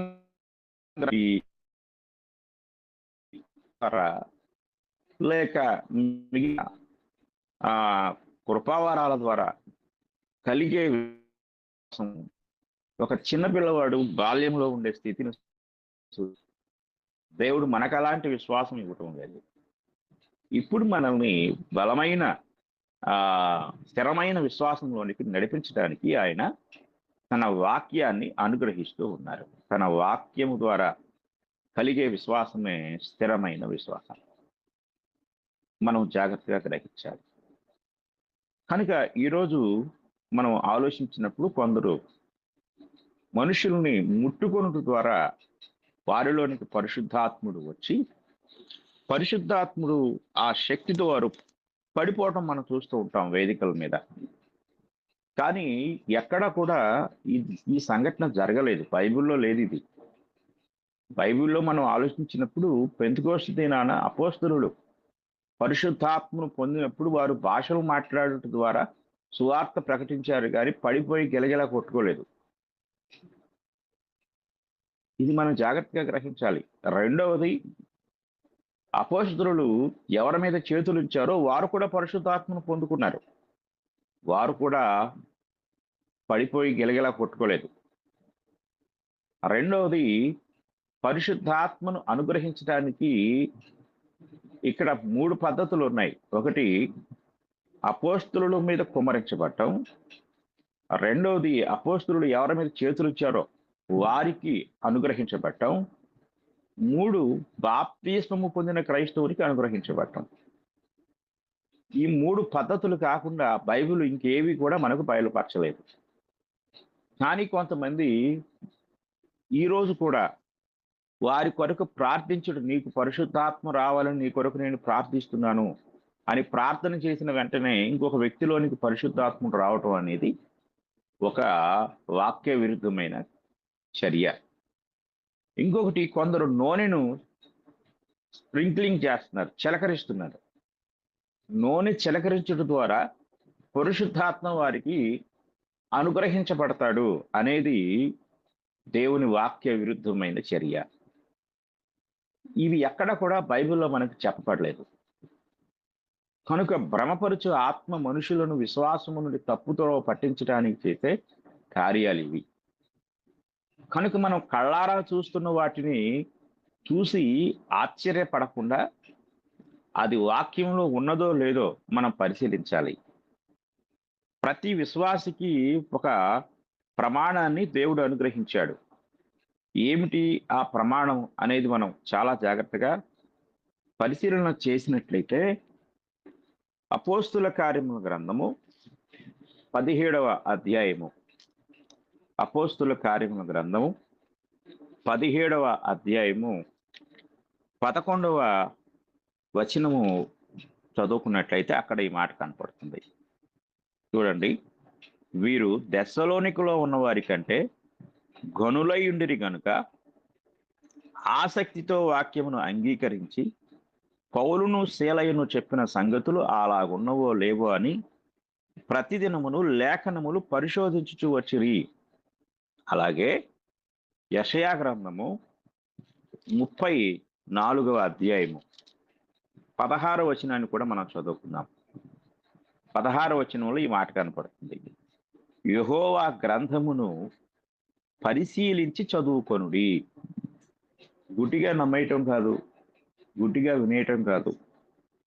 విశ్వాసం అనేది బ్లైండ్నెస్ అయి ఉండకూడదు, గుడ్డి విశ్వాసం అయి ఉండకూడదు. వెలుగులో స్పష్టంగా చూడగలిగినట్లుగా విశ్వాసాన్ని వాక్యం ద్వారా మనం పొందవలసిన వారమై ఉన్నాం. కనుక ఈరోజు సాతానుడు మనుషులను భ్రమింప చేయడానికి మొదటి శతాబ్దంలో జరిగిన కార్యాలు అంతకంటే ఎక్కువగా ఈరోజు అపోస్తలులు కూడా చేయని వాటిని చేసి చూపిస్తూ ఇంకా ఏవేవో చేస్తూ ఉన్నారు. కనుక ఇవన్నీ కూడా పరిశుద్ధాత్మ కార్యాలు కాదు. పరిశుద్ధాత్మ కార్యాల యొక్క ఉద్దేశం క్రొత్త నిబంధన మనకు స్పష్టంగా తెలియజేసింది. పరిశుద్ధాత్మ కార్యాల నిలుపుదల గురించి కూడా పౌలు గారు చాలా స్పష్టంగా మాట్లాడారు. అలాగే ఆత్మ వరాలలో మిగిలిపోయే వాటిని గురించి కూడా మాట్లాడుతున్నాడు. కాగా విశ్వాసము, నిరీక్షణ, ప్రేమ ఈ మూడును నిలుచును అని చెప్పాడు. కనుక నిలబడే వాటిని గురించి మనం ఆలోచించాలి. నిలిచి ఉన్న వాటిని గురించి మనం ఆలోచించకుండా ఏవైతే దేవుడు సీజ్ చేశాడో, నిలిపివేశాడో, లేకుండా చేశాడో, రద్దు చేశాడో వాటిని గురించి మనం ఆలోచిస్తూ పరిశుద్ధాత్మ దేవుని గురించి ఇంకా వాక్య విరుద్ధమైన భావాలతో మనం ఉండటం అది క్షేమకరమైన విషయం కాదు. ఇక తరువాత పాయింట్ మనం జాగ్రత్తగా పరిశీలించినట్లయితే ఇక్కడ ఈ విషయాన్ని జాగ్రత్తగా మనం ఆలోచించాలి. పరిశుద్ధాత్మ దేవుడు ఏ విధంగా పనిచేస్తున్నాడు, నిలిచిపోయిన పరిశుద్ధాత్మ కార్యాల గురించి, కొనసాగుతూ ఉన్న పరిశుద్ధాత్మ కార్యాల గురించి మనము చాలా జాగ్రత్తగా ఆలోచించవలసిన వారమై ఉన్నాం. మనం వీటి పట్ల స్పష్టమైన అవగాహన లేక జ్ఞానము, గ్రహింపు కలిగి ఉండవలసిన వారమై ఉన్నాం. తర్వాత మనం చూసినట్లయితే పరిశుద్ధాత్ముని యొక్క సాక్ష్యం. పరిశుద్ధాత్ముడు సాక్ష్యం ఇస్తాడు. పరిశుద్ధాత్ముని యొక్క సాక్ష్యం ఏమిటి? రోమాపత్రిక 8వ అధ్యాయం 16వ వచనాన్ని మనం చదువుకుందాం. రోమాపత్రిక 8వ అధ్యాయము 16వ వచనం. 16వ వచనంలో మనము దేవుని పిల్లలమని ఆత్మ తానే మన ఆత్మతో కూడా సాక్ష్యం ఇచ్చుచున్నాడు. మనము దేవుని పిల్లలము అంటే పరిశుద్ధాత్మ ద్వారా మనము ముద్రించబడ్డాము. అలా ముద్రించబడుట ద్వారా మనము దేవుని పిల్లలమయ్యాం. ఇక్కడ సాక్ష్యం అనే మాట జాగ్రత్తగా పరిశీలించితే ధర్మశాస్త్ర ప్రకారము 2-3 సాక్షుల నోట మాట స్థిరపరచబడుతుంది, అంటే వారి సాక్ష్యము స్థిరపరచబడుతుంది. అలాగే ఇక్కడ 2 సాక్షులు, ఒకరు పరిశుద్ధాత్ముడు, 2 మన ఆత్మ. ఈ 2 కూడా అంటే మానవ ఆత్మ, దేవుని యొక్క ఆత్మ. మనం దేవుని పిల్లలమని సాక్ష్యం ఇచ్చే సంగతి మన ఆత్మతో పరిశుద్ధాత్ముడు సాక్ష్యం ఇస్తూ ఉన్నాడు. పరిశుద్ధాత్మ మన యొక్క రక్షణ విషయంలో ఆయన సాక్ష్యం కలిగి ఉన్నాడు. ఇది ఎలాంటి సాక్ష్యం? చాలా జాగ్రత్తగా మనం ఆలోచించవలసిన వారమై ఉన్నాం. ఇక్కడ ఈ సాక్ష్యం అనేది భావోద్వేగాలు అంటే ఉద్రేకం వచ్చినట్టుగా ఊగిపోవటం అలా కాదు. వాక్యంలోని విశ్వాసం ద్వారా పరిశుద్ధాత్ముడు మన పట్ల సాక్ష్యాన్ని కలిగి ఉంటాడు. కనుక పరిశుద్ధాత్ముడు సాక్ష్యం ఇస్తాడు అనే విషయాన్ని మనము గ్రహించవలసిన వారమై ఉన్నాం. ఇక చాలా మంది అభిషేకం గురించి మాట్లాడుతూ ఉంటారు. పరిశుద్ధాత్మ అభిషేకం. ఈ అభిషేకం అనే మాట అసలు మూలం ఏమిటి అనేది మనం జాగ్రత్తగా పరిశీలించినట్లయితే అసలు ఈ యొక్క మూలం ఆ మూలాన్ని మనం ఆలోచించినప్పుడు మనకి ఒక విషయం కనపడుతుంది. పాత నిబంధనలో యాజకులను అభిషేకించడం, అలాగే ఆ ప్రవక్తలను అభిషేకించడం, రాజులను అభిషేకించడం మనకి కనపడుతుంది. అలాగే ఈరోజు మనము కూడా అభిషేకం పొందాలి అనే ఒక విషయాన్ని చాలా మంది మాట్లాడుతూ ఉంటారు. మీరు సేవకులుగా అభిషేకించబడ్డారా అని కొంతమంది అడుగుతూ ఉంటారు. మరికొంతమంది అయితే మీరు పరిశుద్ధాత్మ అభిషేకం పొందారా అని కొంతమంది అడుగుతూ ఉంటారు. అయితే మనము అభిషేకించబడ్డాము. మనల్ని పాత నిబంధనలో ఓ యాజకుడికి ఒక యాజకుడిని అభిషేకించినట్లుగా, ఓ ప్రవక్త ఇంకొక ప్రవక్తని అభిషేకించినట్లుగా మనుషులు మనల్ని అభిషేకించలేదు. ఇది మనం గుర్తించాలి. మొదటి యోహాను పత్రిక 2వ అధ్యాయం, మొదటి యోహాను పత్రిక 2వ అధ్యాయము 20వ వచనాన్ని మనం చదువుకుందాం. 2వ అధ్యాయం 20వ వచనం. అయితే మీరు పరిశుద్ధుని వలన అభిషేకము పొందిన వారు గనుక సమస్తమును ఎరుగుదురు.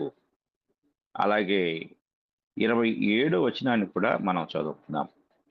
అయితే ఆయన వలన మీరు పొందిన అభిషేకము మీలో నిలుచుచున్నది గనుక ఎవడనూ మీకు బోధింపనక్కర్లేదు.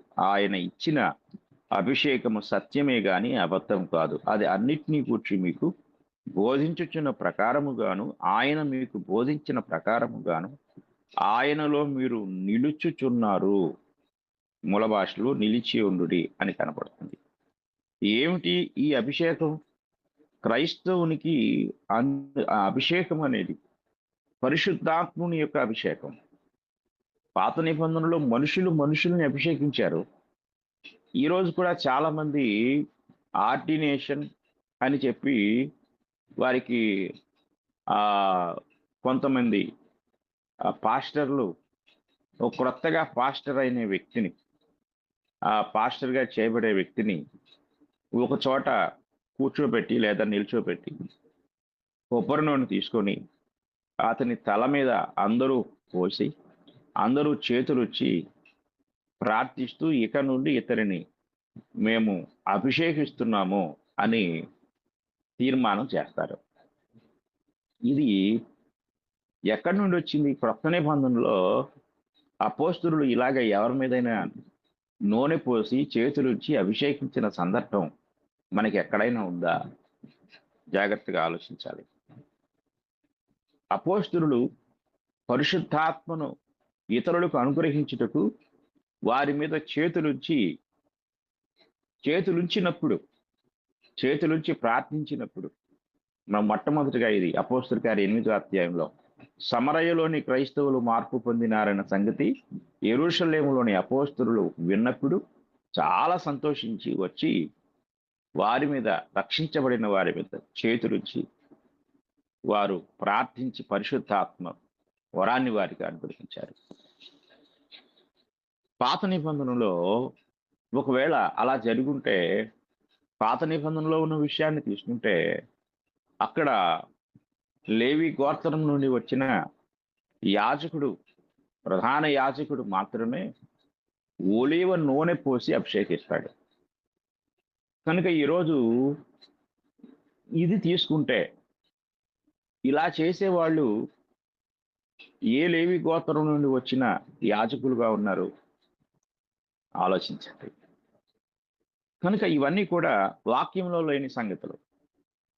మనము వాక్యంలో అది ఉందా లేదా అని పరిశీలించకుండా కళ్ళతో చూసినట్లుగా మనం నమ్మేసి ఇదే సత్యం అనే భ్రమలో ఉంటే మనం పొరపాటు పడిపోతాం.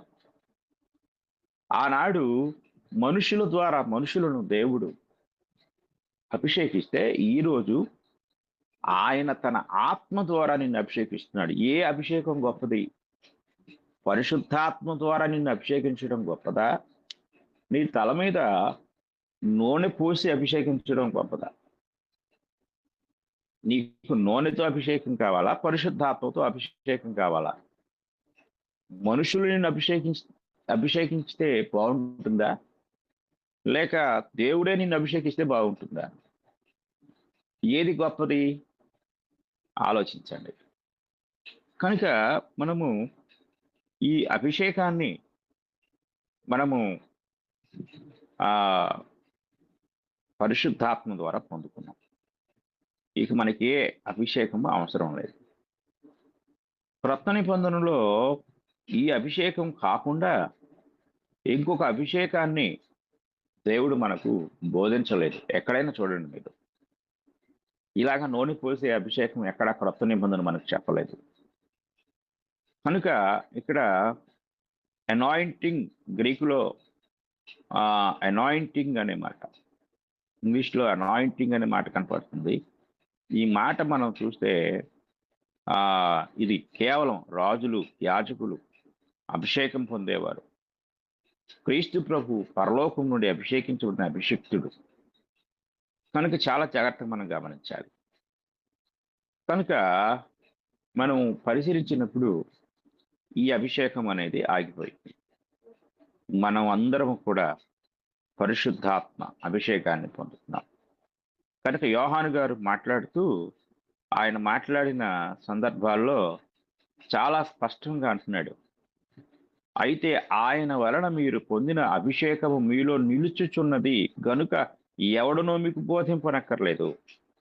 ఆయన ఇచ్చిన అభిషేకం సత్యమే గాని అబద్ధం కాదు. ఒకవేళ మనము ఇలాగా కొంతమంది మనుషుల ద్వారా మరలా నేను అభిషేకించబడాలి అని కోరుకుంటే పరిశుద్ధాత్మని యొక్క అభిషేకాన్ని మనం అబద్ధంగా చూస్తున్నాం. కనుక ఇలాంటి వాక్య విరుద్ధమైన విధానాల నుండి మనం బయటికి రావాల్సిన వారమై ఉన్నాం. ఇక తరువాత పాయింట్ చెప్తున్నాను, ఆత్మ ద్వారా ఆరాధన. ఇప్పుడు ఆత్మ అభిషేకం గురించి మనం చెప్పుకున్నాము. ఆత్మ ద్వారా ఆరాధన, ఆత్మ ద్వారా ఆరాధన అనే మాట మనం జాగ్రత్తగా పరిశీలించితే ఫిలిప్పీలకు రాసిన పత్రిక 3వ అధ్యాయం 3వ వచనంలో పౌలు గారు మాట్లాడుతూ ఉంటారు. ఫిలిప్పీలకు రాసిన పత్రిక 3వ అధ్యాయము 3వ వచనం.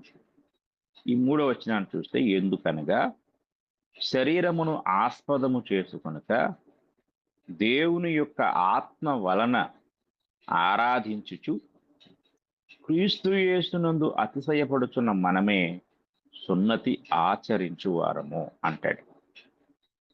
అంటే యూదులతో మనల్ని కంపేర్ చేస్తూ మాట్లాడతాడు. అంటే యూదులు శరీరాన్ని ఆస్పదం చేసుకొని, అనగా వారికి ఉన్న గర్వం లేక అతిశయం ఏంటంటే సున్నతి. మొదటి నుండి కూడా దావీదు గొలియాతు మీదకి వెళ్తూ అంటాడు, ఈ సున్నతి లేని ఫిలిష్తీయుడు ఎంతటి వాడు అని. కనుక సున్నతి శరీర సంబంధమైన సున్నతి, అది దాన్ని ఆస్పదం చేసుకుని వాళ్ళు ఆరాధన చేస్తారు. కానీ మనమైతే శరీరమును ఆస్పదము చేసుకొనక శరీర సంబంధమైన విధి విధానాలు, నియమాలు, ధర్మశాస్త్ర ఆచార వ్యవహారాలను వీటిని ఆస్పదము చేసుకొనక దేవుని యొక్క ఆత్మ వలన ఆరాధించుచు, అనగా ఆత్మ సహాయంతో ఆరాధించుచు, ఆత్మానుసారముగా ఆరాధించుచు క్రీస్తు యేసునందు అతిశయపడుతున్న మనమే అసలైన సున్నతి ఆచరించేవాడు.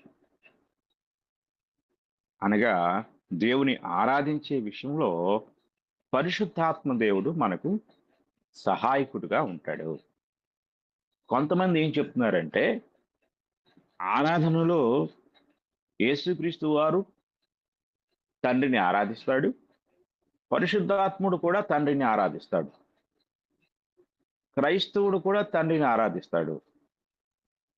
కనుక ఆరాధించబడేది తండ్రి మాత్రమే. అక్కడ యేసుక్రీస్తు, పరిశుద్ధాత్ముడు కూడా ఆరాధికులుగా ఉన్నారు, ఆరాధించబడేవారుగా ఉన్నారు అనే అపోహలో ఉన్నారు. కానీ ఇక్కడ మనం గ్రహించవలసిన విషయం ఏంటంటే, ఒక క్రైస్తవునిలో ఉన్న పరిశుద్ధాత్ముడు చేయడంలో లేక ఆరాధించుటలో క్రైస్తవునికి సహాయపడతాడు అనే విషయాన్ని మనం చాలా జాగ్రత్తగా గ్రహించవలసిన వారమై ఉన్నాం. దేవునికి యోగ్యమైన ఆరాధన ఆత్మ ద్వారా ప్రేరేపించబడే, ఆత్మానుసారంగా ప్రేరేపించబడే ఆరాధన మాత్రమే, కానీ కాళ్ళు చేతులు పెదవులతో కాదు. ఇది జాగ్రత్తగా మనం గ్రహించాలి. పౌలు గారు కొరింథీయులకు రాసిన పత్రికలో ఆయన చాలా చక్కని విషయాలు తెలియజేస్తారు. కొరింథీ పత్రిక మనం చదువుకున్నట్లయితే మొదటి కొరింథీ పత్రిక 14వ అధ్యాయము 15వ వచనాన్ని మనం చదువుడు అక్కడ ఆయన ఇలా చెప్తారు.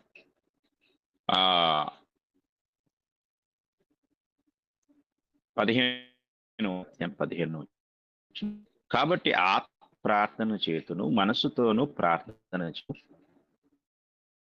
మనస్సుతోనూ పాడుతును.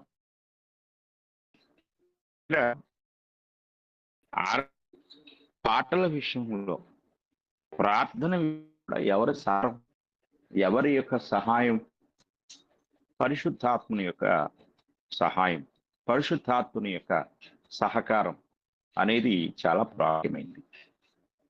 కనుక పరిశుద్ధాత్ముడు మనకు సహాయకుడుగా ఉంటాడు. అందుకే ఆయన ఆదరణకర్త అని పేరు ఆయనకు పెట్టడం జరిగింది. కనుక పరిశుద్ధాత్మ యొక్క సహవాసం, ఆరాధన ఆయన యొక్క సహకారం అనేది మనం చూడొచ్చు. తర్వాత పరిశుద్ధాత్మ సహవాసం, ఈ సహవాసాన్ని ఫెలోషిప్ ఆఫ్ ద స్పిరిట్, ఈ సహవాసాన్ని గురించి మనం ఆలోచించినప్పుడు 2వ కొరింథీ పత్రిక 13వ అధ్యాయము 2వ కొరింథీ 13వ అధ్యాయము 14వ వచనాన్ని మనం చదువుకున్నాం. 14వ వచనం చూస్తే, ప్రభు అయిన యేసుక్రీస్తు కృపయు దేవుని ప్రేమయు పరిశుద్ధాత్మ సహవాసమును మీకందరికీ తోడైండునుగాక అని పౌలు గారు ఈ విషయాన్ని తెలియజేస్తూ ఉంటారు. అంటే ఇక్కడ మనము చాలా జాగ్రత్తగా ఆలోచించినట్లయితే ఇక్కడ ఎంతో స్పష్టంగా చెప్తూ ఉంటారు 3 వ్యక్తులు. మొదటిగా ప్రభు అయిన యేసుక్రీస్తు కృప తోడుగా ఉండాలి. 2 దేవుని ప్రేమయు, అంటే తండ్రి అయిన దేవుని యొక్క ప్రేమ తోడుగా ఉండాలి. 3 పరిశుద్ధాత్మ సహవాసమును, అంటే పరిశుద్ధాత్మ యొక్క సహవాసం మనకు తోడుగా, ఈ 3 మనకు తోడుగా ఉండాలి. అందులో చివరిది మనం నేర్చుకుంటున్న భాగంలో పరిశుద్ధాత్మని యొక్క సహవాసం అనేది క్రైస్తవుని యొక్క జీవితంలో అత్యంత ప్రాముఖ్యమైనది అనే విషయాన్ని మనం చాలా జాగ్రత్తగా గమనించాలి. ఇంగ్లీష్లో ఒక మాట మనకు కనపడుతుంది. ఏమిటి మాట అంటే కమ్యూనియన్. అది కమ్యూనియన్. ఈ కమ్యూనియన్ అంటే సహవాసం, భాగస్వామ్యం, పాలు పంచుకోవడం. పరిశుద్ధాత్మ మరియు క్రైస్తవులు యేసుక్రీస్తులో, అంటే క్రీస్తునందు ఒకే సామాన్యమైన విషయంలో భాగస్వాములుగా, పాలిభాగస్తులుగా ఉన్నారు. ఇది మనం చాలా జాగ్రత్తగా గ్రహించవలసిన వారమై ఉన్నాం. తర్వాత విషయాన్ని మనం ఆలోచించినట్లయితే ఆత్మలో ప్రార్థన, ఆత్మలో ప్రార్థన, ఆత్మతో ప్రార్థన, as to praying in the spirit. ఆత్మలో, పరిశుద్ధాత్మలో ప్రార్థన. పరిశుద్ధాత్మలో ప్రార్థన అనేది మనం జాగ్రత్తగా పరిశీలించినప్పుడు రోమా పత్రిక 8వ అధ్యాయం 26, 27 వచనాలు మనకు తెలియజేస్తూ ఉంటుంది. రోమా పత్రిక 8వ అధ్యాయము 26, 27 వచనాలు. మనము కొరింథీ పత్రికలు చూసాము, ఆత్మతో పాడుదును, ఆత్మతో ప్రార్థన చేతును. అయితే ఇక్కడ పరిశుద్ధాత్ముని సహాయంతో, ఆత్మలో అంటే పరిశుద్ధాత్ముని యొక్క సహాయంతో. చూడండి, ఈ మాటలు మనం ఆలోచించినప్పుడు అటువలే ఆత్మయు మన బలహీనతను చూచి సహాయం చేయుచున్నాడు. ఏలయనగా మనం యుక్తముగా ఎలాగో ప్రార్థన చేయవలనో మనకు తెలియదు గాని ఉచ్చరింప శక్యము కాని మూలుగులతో ఆత్మ తానే మన పక్షముగా విజ్ఞాపనము చేయుచున్నాడు. మరియు హృదయములను పరిశోధించువాడు ఆత్మ యొక్క మనస్సు ఏదో ఎరుగును, ఎలయనగా ఆయన దేవుని చిత్త ప్రకారము పరిశుద్ధుల కొరకు విజ్ఞాపనము చేయుచున్నాడు. కనుక పై వచనాన్ని చూస్తే యుక్తముగా ఎలా ప్రార్థన చేయాలో మనకు తెలియదు. కనుక ఆ మనలో ఉన్న పరిశుద్ధాత్ముడు మన పక్షముగా దేవునికి విజ్ఞాపన చేస్తున్నాడు. ఎంత గొప్ప విషయం మనం ఆలోచించాలి. కనుక పరిశుద్ధాత్ముడు మనకు మన పక్షంగా విజ్ఞాపన చేసే విషయాన్ని ఇక్కడ మనం చదువుకుందాం. ఎవరైతే పునర్జన్మ అనుభవాన్ని, జన్మ అనుభవాన్ని పొందుతారో, అనగా వాక్యానుసారమైన బాప్తిస్మాన్ని పొందుతారో, వారిలో పరిశుద్ధాత్ముడు ఇప్పుడు చెప్పుకున్నవన్నీ జరిగిస్తాడు. ఇప్పుడు చెప్పుకున్నవన్నీ అంటే ఆత్మ అనగా పరిశుద్ధాత్ముడు సాక్ష్యం ఇస్తాడు. మనం పరిశుద్ధాత్మ ద్వారా అభిషేకించబడతాం.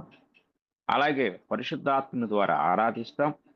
పరిశుద్ధాత్మని సహవాసాన్ని కలిగి ఉంటాం. పరిశుద్ధాత్మని యొక్క ప్రార్థన కూడా మనం పొందుకుంటాం. అంటే పరిశుద్ధాత్ముడు మనపక్షంగా విజ్ఞాపనం చేస్తాడు. ఇవి ఇక తరువాత పాయింట్ మనం ఆలోచించితే పరిశుద్ధాత్మకు వ్యతిరేకంగా చేసే పాపాలు. పరిశుద్ధాత్మకు కూడా వ్యతిరేకంగా చేసే పాపాలు ఉన్నాయి. ఇది మనం చాలా జాగ్రత్తగా గ్రహించాలి. పరిశుద్ధాత్మ అనగా ఆయన దేవుని యొక్క చిత్తాన్ని ఎరిగినవాడు. లేక ఇక్కడ మనం 27వ వచనం ఒకసారి చదువుకుందాం. రోమపత్రిక 8వ అధ్యాయం 27వ వచనంలో, మరియు హృదయములను పరిశోధించువాడు అనగా దేవుడు ఆత్మ యొక్క మనస్సు ఏదో ఎరుగును, ఎలయనగా ఆయన దేవుని చిత్త ప్రకారము పరిశుద్ధుల కొరకు విజ్ఞాపనము చేయుచున్నాడు. అంటే పరిశుద్ధాత్ముడు విజ్ఞాపనము చేసే విధానము కూడా దేవుని యొక్క చిత్తానుసారమైనదే. అది ఆయన సొంతగా చేసేది కాదు. కనుక ఆత్మ యొక్క విజ్ఞాపన తండ్రి ఎలా అంగీకరిస్తున్నాడంటే ఆత్మ యొక్క మనస్సు ఏంటో తండ్రికి తెలుసు. కనుక తండ్రి అయిన దేవునికి చేసే ఈ ప్రార్థన విజ్ఞాపనల విషయంలో పరిశుద్ధాత్ముడు దేవుని చిత్తానుసారంగా విజ్ఞాపనం చేస్తాడు. ఇది మనం చాలా జాగ్రత్తగా గ్రహించాలి. కనుక మనం ఆలోచించినట్లయితే మనుషుడు పరిశుద్ధాత్మ లేకుండా దేవునికి ప్రార్థించడం సరైనది కాదు. ఆ ప్రార్థన దేవుడు అంగీకరించడు. ఎందుకంటే మనుషుడు కేవలము శరీరంతోనే ప్రార్థన చేస్తాడు. కానీ పరిశుద్ధాత్ముడు మనలో ఉండి దేవునికి మనకు మధ్యవర్తిత్వం చేసే విధానము, ఆయన మన ప్రార్థనలలో సహాయపడతాడు. అంటే మనం ప్రార్థించినప్పుడు మన ప్రార్థనను ట్రాన్స్ఫార్మ్ చేసేవాడు. ఒక క్రమమైన పద్ధతిలో దాన్ని తండ్రి అయిన దేవునికి అందించే ఒక మధ్యస్థ స్థితిలో లేక మధ్యవర్తిగా పరిశుద్ధాత్ముడు సహాయం చేస్తూ ఉంటాడు. ఇక పరిశుద్ధాత్మను వ్యతిరేకించడం గురించి మనం ఆలోచిద్దాం. పరిశుద్ధాత్మకు వ్యతిరేకంగా చేసే పాపాల గురించి ఆలోచించినప్పుడు పరిశుద్ధాత్మ మరియు పాపములు. పరిశుద్ధాత్మను దుఃఖ పెట్టడం. చూడండి, ఎఫెసీ పత్రిక 4వ అధ్యాయం 30వ వచనాన్ని మనం చూసినట్లయితే అక్కడ ఈ మాట కనపడుతుంది. ఎఫెసీ పత్రిక 4వ అధ్యాయము 30వ వచనాన్ని మనం చదువుకున్నప్పుడు అక్కడ పౌలు గారు మాట్లాడుతూ ఉంటాడు. దేవుని పరిశుద్ధాత్మను దుఃఖపరచకుడి, విమోచన దినము వరకు ఆయన యందు మీరు ముద్రింపబడి ఉన్నారు. కనుక పరిశుద్ధాత్మను దుఃఖపరచడం కూడా ప్రమాదకరమైన పరిస్థితి అనేది మనం చాలా జాగ్రత్తగా గ్రహించాలి. పరిశుద్ధాత్మను దుఃఖపెట్టడం అంటే మన పాపాల ద్వారా, ఆ క్రింద చెప్పాడు, కోపం, ద్వేషం, అబద్ధం, దుర్భాషలు, ఇవన్నీ కూడా ఆయనను బాధ పెట్టే విషయాలు, దుఃఖపెట్టే విషయాలు. మన దేహం దేవుని ఆలయం అని మనం ఇంతకు ముందు చెప్పుకున్నాం మొదటి కొరింథీ పత్రికలో, ఆ 2వ కొరింథీ పత్రిక 5వ అధ్యాయంలో. ఇలాగా మనం పాపం చేసినప్పుడు ఆయన దుఃఖిస్తాడు. తర్వాత మనం పరిశుద్ధాత్మను పోగొట్టుకుంటాం. నేను ఇంతకు ముందు కూడా చెప్పాను. మొదటి దశలోనికి పత్రిక 5వ అధ్యాయము 19వ వచనంలో ఆత్మను ఆర్పకుడి అంటాడు. కనుక పరిశుద్ధాత్మ మన నుండి ఆయన దూరం అయిపోతాడు. తరువాత పరిశుద్ధాత్మ మరియు ప్రభు యొక్క శిష్యులు గురించి మనం ఆలోచించినప్పుడు పరిశుద్ధాత్మ ద్వారా మనకు వాక్యం అర్థమవుతుంది. మనం ఎప్పుడైతే బాప్తిస్మం పొంది పరిశుద్ధాత్మను పొందుతామో పరిశుద్ధాత్మ ద్వారా వ్రాయబడిన దేవుని మాటలు మనకు అర్థమవుతాయి. అంటే మనలో ఉండి వాటిని గ్రహింప చేయువాడు పరిశుద్ధాత్ముడు. మీరు అన్యులకు బైబిల్ ఇవ్వండి, వాళ్ళు చదివి ఏమీ దాన్ని అర్థం చేసుకోలేరు. కొన్ని విషయాలు మాత్రమే వారికి అర్థం కావచ్చు. కానీ మనము పరిశుద్ధాత్మ సహాయంతో బైబిల్ అంతటిని సంపూర్ణంగా గ్రహించగలం. తరువాత పరిశుద్ధాత్ముడు శిష్యుల విషయంలో ఎలా పనిచేశాడు అనేది మనం ఆలోచిస్తే ఇన్స్పిరియేషన్ అనగా ప్రేరణ 2వ తిమోతి పత్రిక 3వ అధ్యాయము 16వ వచనాన్ని మనం చదువుకుందాం. 2వ తిమోతి పత్రిక 3వ అధ్యాయము 16వ వచనాన్ని మనం చదువుకున్నట్లయితే, దైవజనుడు సన్నద్ధుడై ప్రతి సత్కార్యమునకు పూర్ణముగా సిద్ధపడి ఉన్నట్లు దైవావేశం వలన కలిగిన ప్రతి లేఖనము ఉపదేశించుటకును, ఖండించుటకును, తప్పుదిద్దుటకును, నీతి యందు శిక్ష చేయుటకును ప్రయోజనకరమైనది. ఇంగ్లీష్లో ఎలా ఉంటుంది? All scriptures is given by inspiration of God. కనుక మనం ఆలోచించినట్లయితే ఇన్స్పిరేషన్ అనగా ప్రేరణ, దైవావేశము అనగా ప్రేరణ, అనగా ప్రేరణ ద్వారా, ఇన్స్పిరేషన్ ద్వారా శిష్యులను ప్రోత్సహించి ప్రేరేపించి దేవుని యొక్క గ్రంథాన్ని వ్రాయుటకు పరిశుద్ధాత్ముడు ఆ గొప్ప కార్యాన్ని జరిగించినట్లుగా మనం చూడగలం. కనుక పరిశుద్ధాత్మ ద్వారా లేఖనాలు రాయబడ్డాయి. మనము ఆ వాక్యాన్ని చదివి అర్థం చేసుకోవాలి అంటే కూడా మరలా పరిశుద్ధాత్ముడే కావాలి. మానవ బుద్ధి జ్ఞానం ద్వారా అవి మనకు స్పష్టంగా అర్థం కావు. ఇది మనం చాలా జాగ్రత్తగా ఆలోచించవలసిన వారమై ఉన్నాం. తర్వాత పరిశుద్ధాత్మకు వ్యతిరేకమైన పాపాన్ని గురించి మనం ఆలోచించినప్పుడు పరిశుద్ధాత్మని దూషించడం అనేది పరిశుద్ధాత్మకు వ్యతిరేకమైన పాపమై ఉన్నది. మత్తయి సువార్త 12వ అధ్యాయము 31వ వచనాన్ని మనం చదువుకుందాం. మత్తయి సువార్త 12వ అధ్యాయము 31వ వచనం. 12వ అధ్యాయము 31వ వచనాన్ని మనం చదువుకుందాం. అక్కడ ఇలా రాయబడింది, కాబట్టి నేను మీతో చెప్పున్నది ఏమనగా మనుషులు చేయు ప్రతి పాపమును దూషణయు వారికి క్షమింపబడును గాని ఆత్మ విషయమైన దూషణకు పాప క్షమాపణ లేదు. మనుష్య కుమారునికి విరోధముగా మాట్లాడువానికి పాప క్షమాపణ కలదు గాని పరిశుద్ధాత్మకు విరోధముగా మాట్లాడువానికి ఈ యుగమందైనను రాబోవు యుగమందైనను పాప క్షమాపణ లేదు. ఇది పరిశుద్ధాత్మకు విరోధమైన పాపం. చాలా జాగ్రత్తగా మనం గ్రహించవలసిన వారమై ఉన్నాం. తరువాత విషయాన్ని మనం ఆలోచించినట్లయితే పరిశుద్ధాత్మకు విరోధంగా పాపము, పరిశుద్ధాత్మ దేవుడు ఆయన్ని దూషించటం అనేది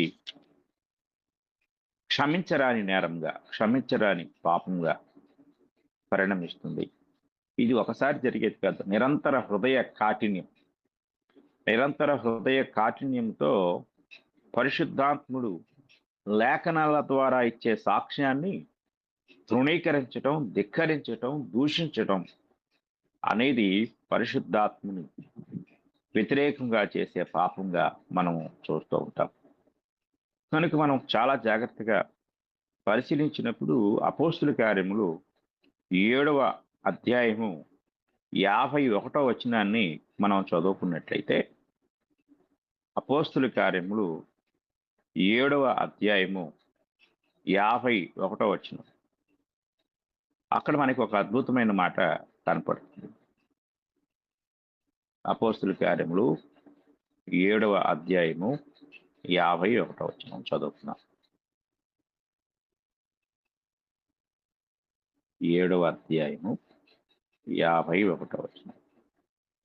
ముష్కరులారా, హృదయములను చెవులను దేవుని వాక్యమునకు లోపరచనొల్లని వారలారా, మీ పితరుల వలె మీరును ఎల్లప్పుడూ పరిశుద్ధాత్మను ఎదిరించుచున్నారు అని చెప్పి ఇక్కడ పౌలు గారు, స్టెఫను గారు ఆనాటి యూదులను ఆయన ఖండించారు. కనుక మనం చాలా జాగ్రత్తగా ఆలోచించినట్లయితే ఇది పరిశుద్ధాత్మకు వ్యతిరేకమైన పాపం. కనుక మనము వాక్యాన్ని తిరస్కరించడం ద్వారా పరిశుద్ధాత్మను మనము ఎదురిస్తున్నాము. ఇది చాలా జాగ్రత్తగా మనం గ్రహించవలసిన వారమై ఉన్నాం. కనుక పరిశుద్ధాత్మను మనము ఎదిరించే వారంగా కాక పరిశుద్ధాత్మని ద్వారా బోధించబడిన బోధను అంగీకరించే వారముగా మనం ఉండవలసిన వారమై ఉన్నాం. తరువాత పరిశుద్ధాత్మ చిహ్నాలు, పరిశుద్ధాత్మ యొక్క చిహ్నాల గురించి మనం ఆలోచించినట్లయితే అందులో మొదటి విషయాన్ని మనం ఆలోచించినప్పుడు పౌరం.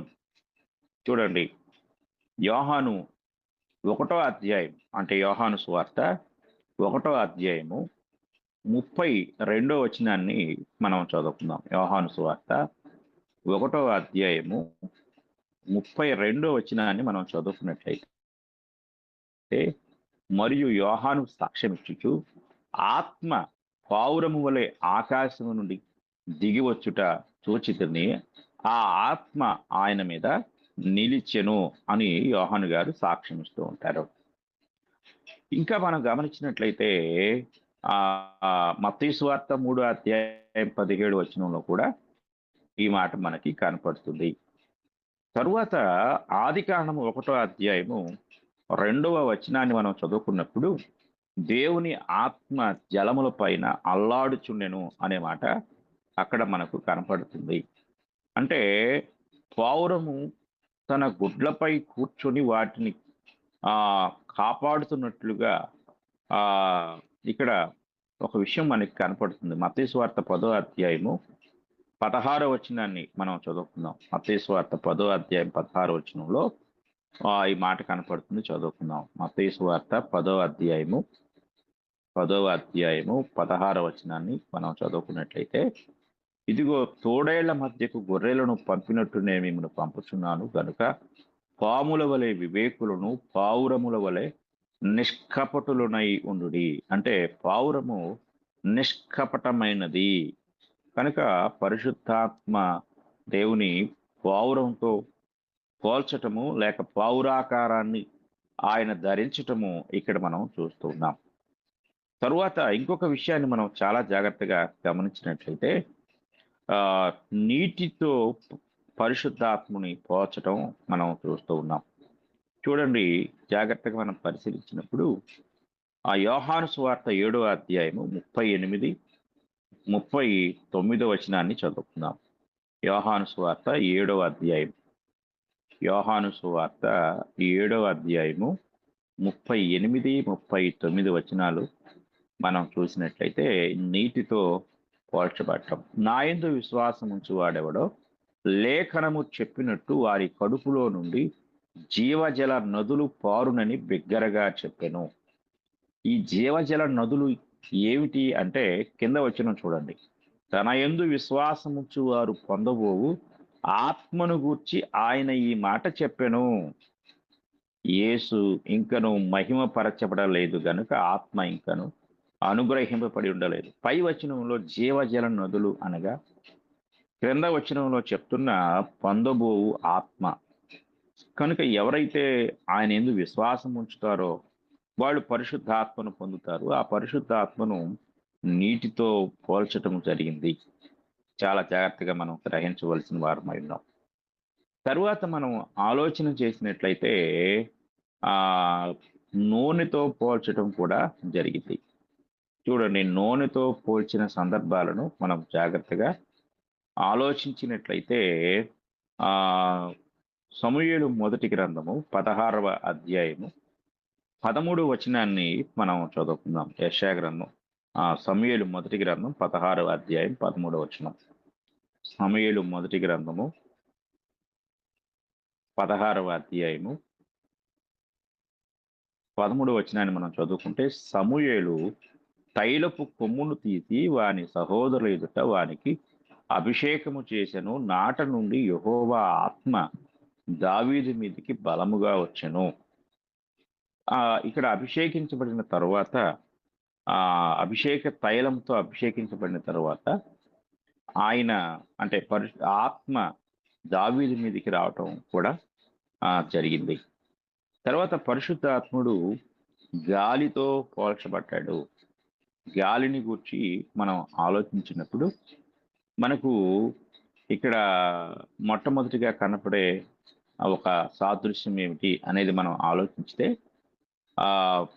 యోహాను సువార్త 3వ అధ్యాయము మనం చదువుకున్నప్పుడు, యోహాను సువార్త 3వ అధ్యాయము 3వ వచనాన్ని మనం చదువుకుందాం. 3వ అధ్యాయము 3వ వచనం మనం చూసినట్లయితే, అందుకు యేసు అతనితో ఒకడు క్రొత్తగా జన్మించితేనే కానీ అతడు దేవుని రాజ్యమును చూడలేడని మీతో నిశ్చయముగా చెప్పుచున్నాను నేను. అందుకు నికోదేము, ముసలివాడైన మనుషుడు ఎలాగ జన్మింపగలడు? రెండవ మారు తల్లి గర్భమందు ప్రవేశించి జన్మింపగలడా అని ఆయన అడుగుగా, యేసు ఇట్లనను, ఒకడు నీటి మూలముగాను ఆత్మ మూలముగాను జన్మించితేనే గాని దేవుని రాజ్యములో ప్రవేశింపలేడని నీతో నిశ్చయముగా చెప్పుచున్నాను. శరీర మూలముగా జన్మించినది శరీరమును, ఆత్మ మూలముగా జన్మించినది ఆత్మయునై ఉన్నది. మీరు క్రొత్తగా జన్మించవలనని నేను మీతో చెప్పినందుకు ఆశ్చర్యపడవద్దు. గాలి తనకిష్టమైన చోటను విసురును, నీవు దాని శబ్దము విందువే గాని అది ఎక్కడి నుండి వచ్చునో ఎక్కడికి పోవునో నీకు తెలియదు. ఆత్మ మూలముగా జన్మించిన ప్రతివాడును అలాగే ఉన్నాడనను. కనుక ఇక్కడ మనం జాగ్రత్తగా పరిశీలించినట్లయితే పరిశుద్ధాత్ముడు పోల్చబడిన పోలికలను గూర్చి ఇక్కడ మనము జాగ్రత్తగా గ్రహించగలం. కనుక ఈ పోలికలన్నీ కూడా పరిశుద్ధాత్మను గూర్చి పోల్చబడిన సంగతులు. ఇక అగ్నితో కూడా పరిశుద్ధాత్ముడు పోల్చబడ్డాడు. అపోస్తలుల కార్యములు 2వ అధ్యాయము 3వ వచనాన్ని మనం గమనించినట్లయితే, అగ్ని వంటి నాలుకలు విభాగింపబడినట్టుగా వారిలో ఒక్కొక్కని మీద రాలింది పరిశుద్ధాత్ముడే. కానీ ఏ రూపంలో వారి మీదకి వచ్చాడంటే అగ్ని నాలుకల రూపంలో వారి మీదకి రావటం అనేది ఇక్కడ మనము చూస్తూ ఉంటాం. కనుక చాలా జాగ్రత్తగా మనం పరిశీలించినట్లయితే ఇవన్నీ కూడా మరి పరిశుద్ధాత్ముని కూర్చిన పోలికలు, పరిశుద్ధాత్ముడు ఎలా పోల్చబడ్డాడో అనే సంగతులు మనము చూస్తూ ఉన్నాం. కనుక మనం జాగ్రత్తగా పరిశీలించినట్లయితే ఇవన్నీ కూడా పరిశుద్ధాత్మని గురించిన పోలికలు. కనుక ఈరోజు మనము పరిశుద్ధాత్మ దేవుని గురించి ధ్యానించిన విషయాల్లో నిలిచిపోయిన వరాలను గూర్చి, కొనసాగుతూ ఉన్న వరాలను గూర్చి మనం చెప్పుకున్నాము. అలాగే ఇంకా మరి పరిశుద్ధాత్మకు వ్యతిరేకంగా చేసే పాపాల గురించి చెప్పుకున్నాము. ఆత్మలో ప్రార్థించుట, ఆత్మతో ఆరాధించుట, ఆత్మతో సహవాసము, ఆత్మ అభిషేకము, ఆత్మ సాక్ష్యము, అలాగే ఆత్మకు వ్యతిరేకమైన పాపము అనగా క్షమాపణ లేని పాపము, అలాగే ఇంకా పరిశుద్ధాత్మని యొక్క చిహ్నాలు, ఇవన్నీ కూడా మనం చెప్పుకున్నాము. ప్రియమైన వారులారా, ఇంతవరకు కూడా మనం పరిశుద్ధాత్మను గూర్చిన సంగతులు ఎంతో స్పష్టంగా ధ్యానించాము. నేటితో పరిశుద్ధాత్మని గూర్చిన పాఠం ముగిసిపోయింది. కనుక మనము రేపటి నుండి క్రొత్త పాఠాన్ని ప్రారంభించుకోబోతున్నాము. కనుక ఇంతవరకు పరిశుద్ధాత్మని గురించి ఎన్నో విషయాలు మనం ధ్యానించాము. దాదాపుగా మనకు కావలసిన సమాచారం అంతటినీ కూడా దేవుడు తన గ్రంథము నుండి పరిశుద్ధాత్మ దేవుని గురించి అనుగ్రహించారు. మనం 3 విషయాలు తెలుసుకున్నాము. ఒకటి, దేవుడు అంటే ఏంటో తెలుసుకున్నాము. 2, ప్రభు అయిన యేసుక్రీస్తు వారిని గురించి తెలుసుకున్నాము. 3వది, దైవత్వంలో 3వ వ్యక్తి అయిన పరిశుద్ధాత్మను గూర్చి. ఈ 3 వ్యక్తులను గూర్చి మనము సుమారు 2 నెలల నుండి ధ్యానించడం జరిగింది. చాలా సంగతులు దేవుడు మనకు బయలుపరిచాడని నేను నమ్ముతున్నాను. కనుక ఈ విషయాల ద్వారా మనమందరము వాక్యంలో స్థిరపరచబడాలని హృదయపూర్వకంగా ప్రతి ఒక్కరిని నేను కోరుకుంటూ, శ్రద్ధగా విన్న మీ అందరికీ నా హృదయపూర్వకమైన వందనములు తెలియజేస్తూ ఈ మాటలు ముగిస్తూ ఉన్నాను.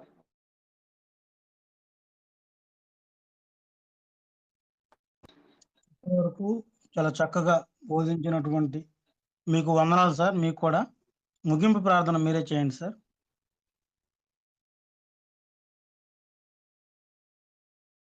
అయిన తండ్రి, ప్రేమ కలిగిన దేవా, మీ యొక్క పరిశుద్ధ నామమునకు స్తుతులు, స్తోత్రములు, కృతజ్ఞతలు చెల్లిస్తున్నాము.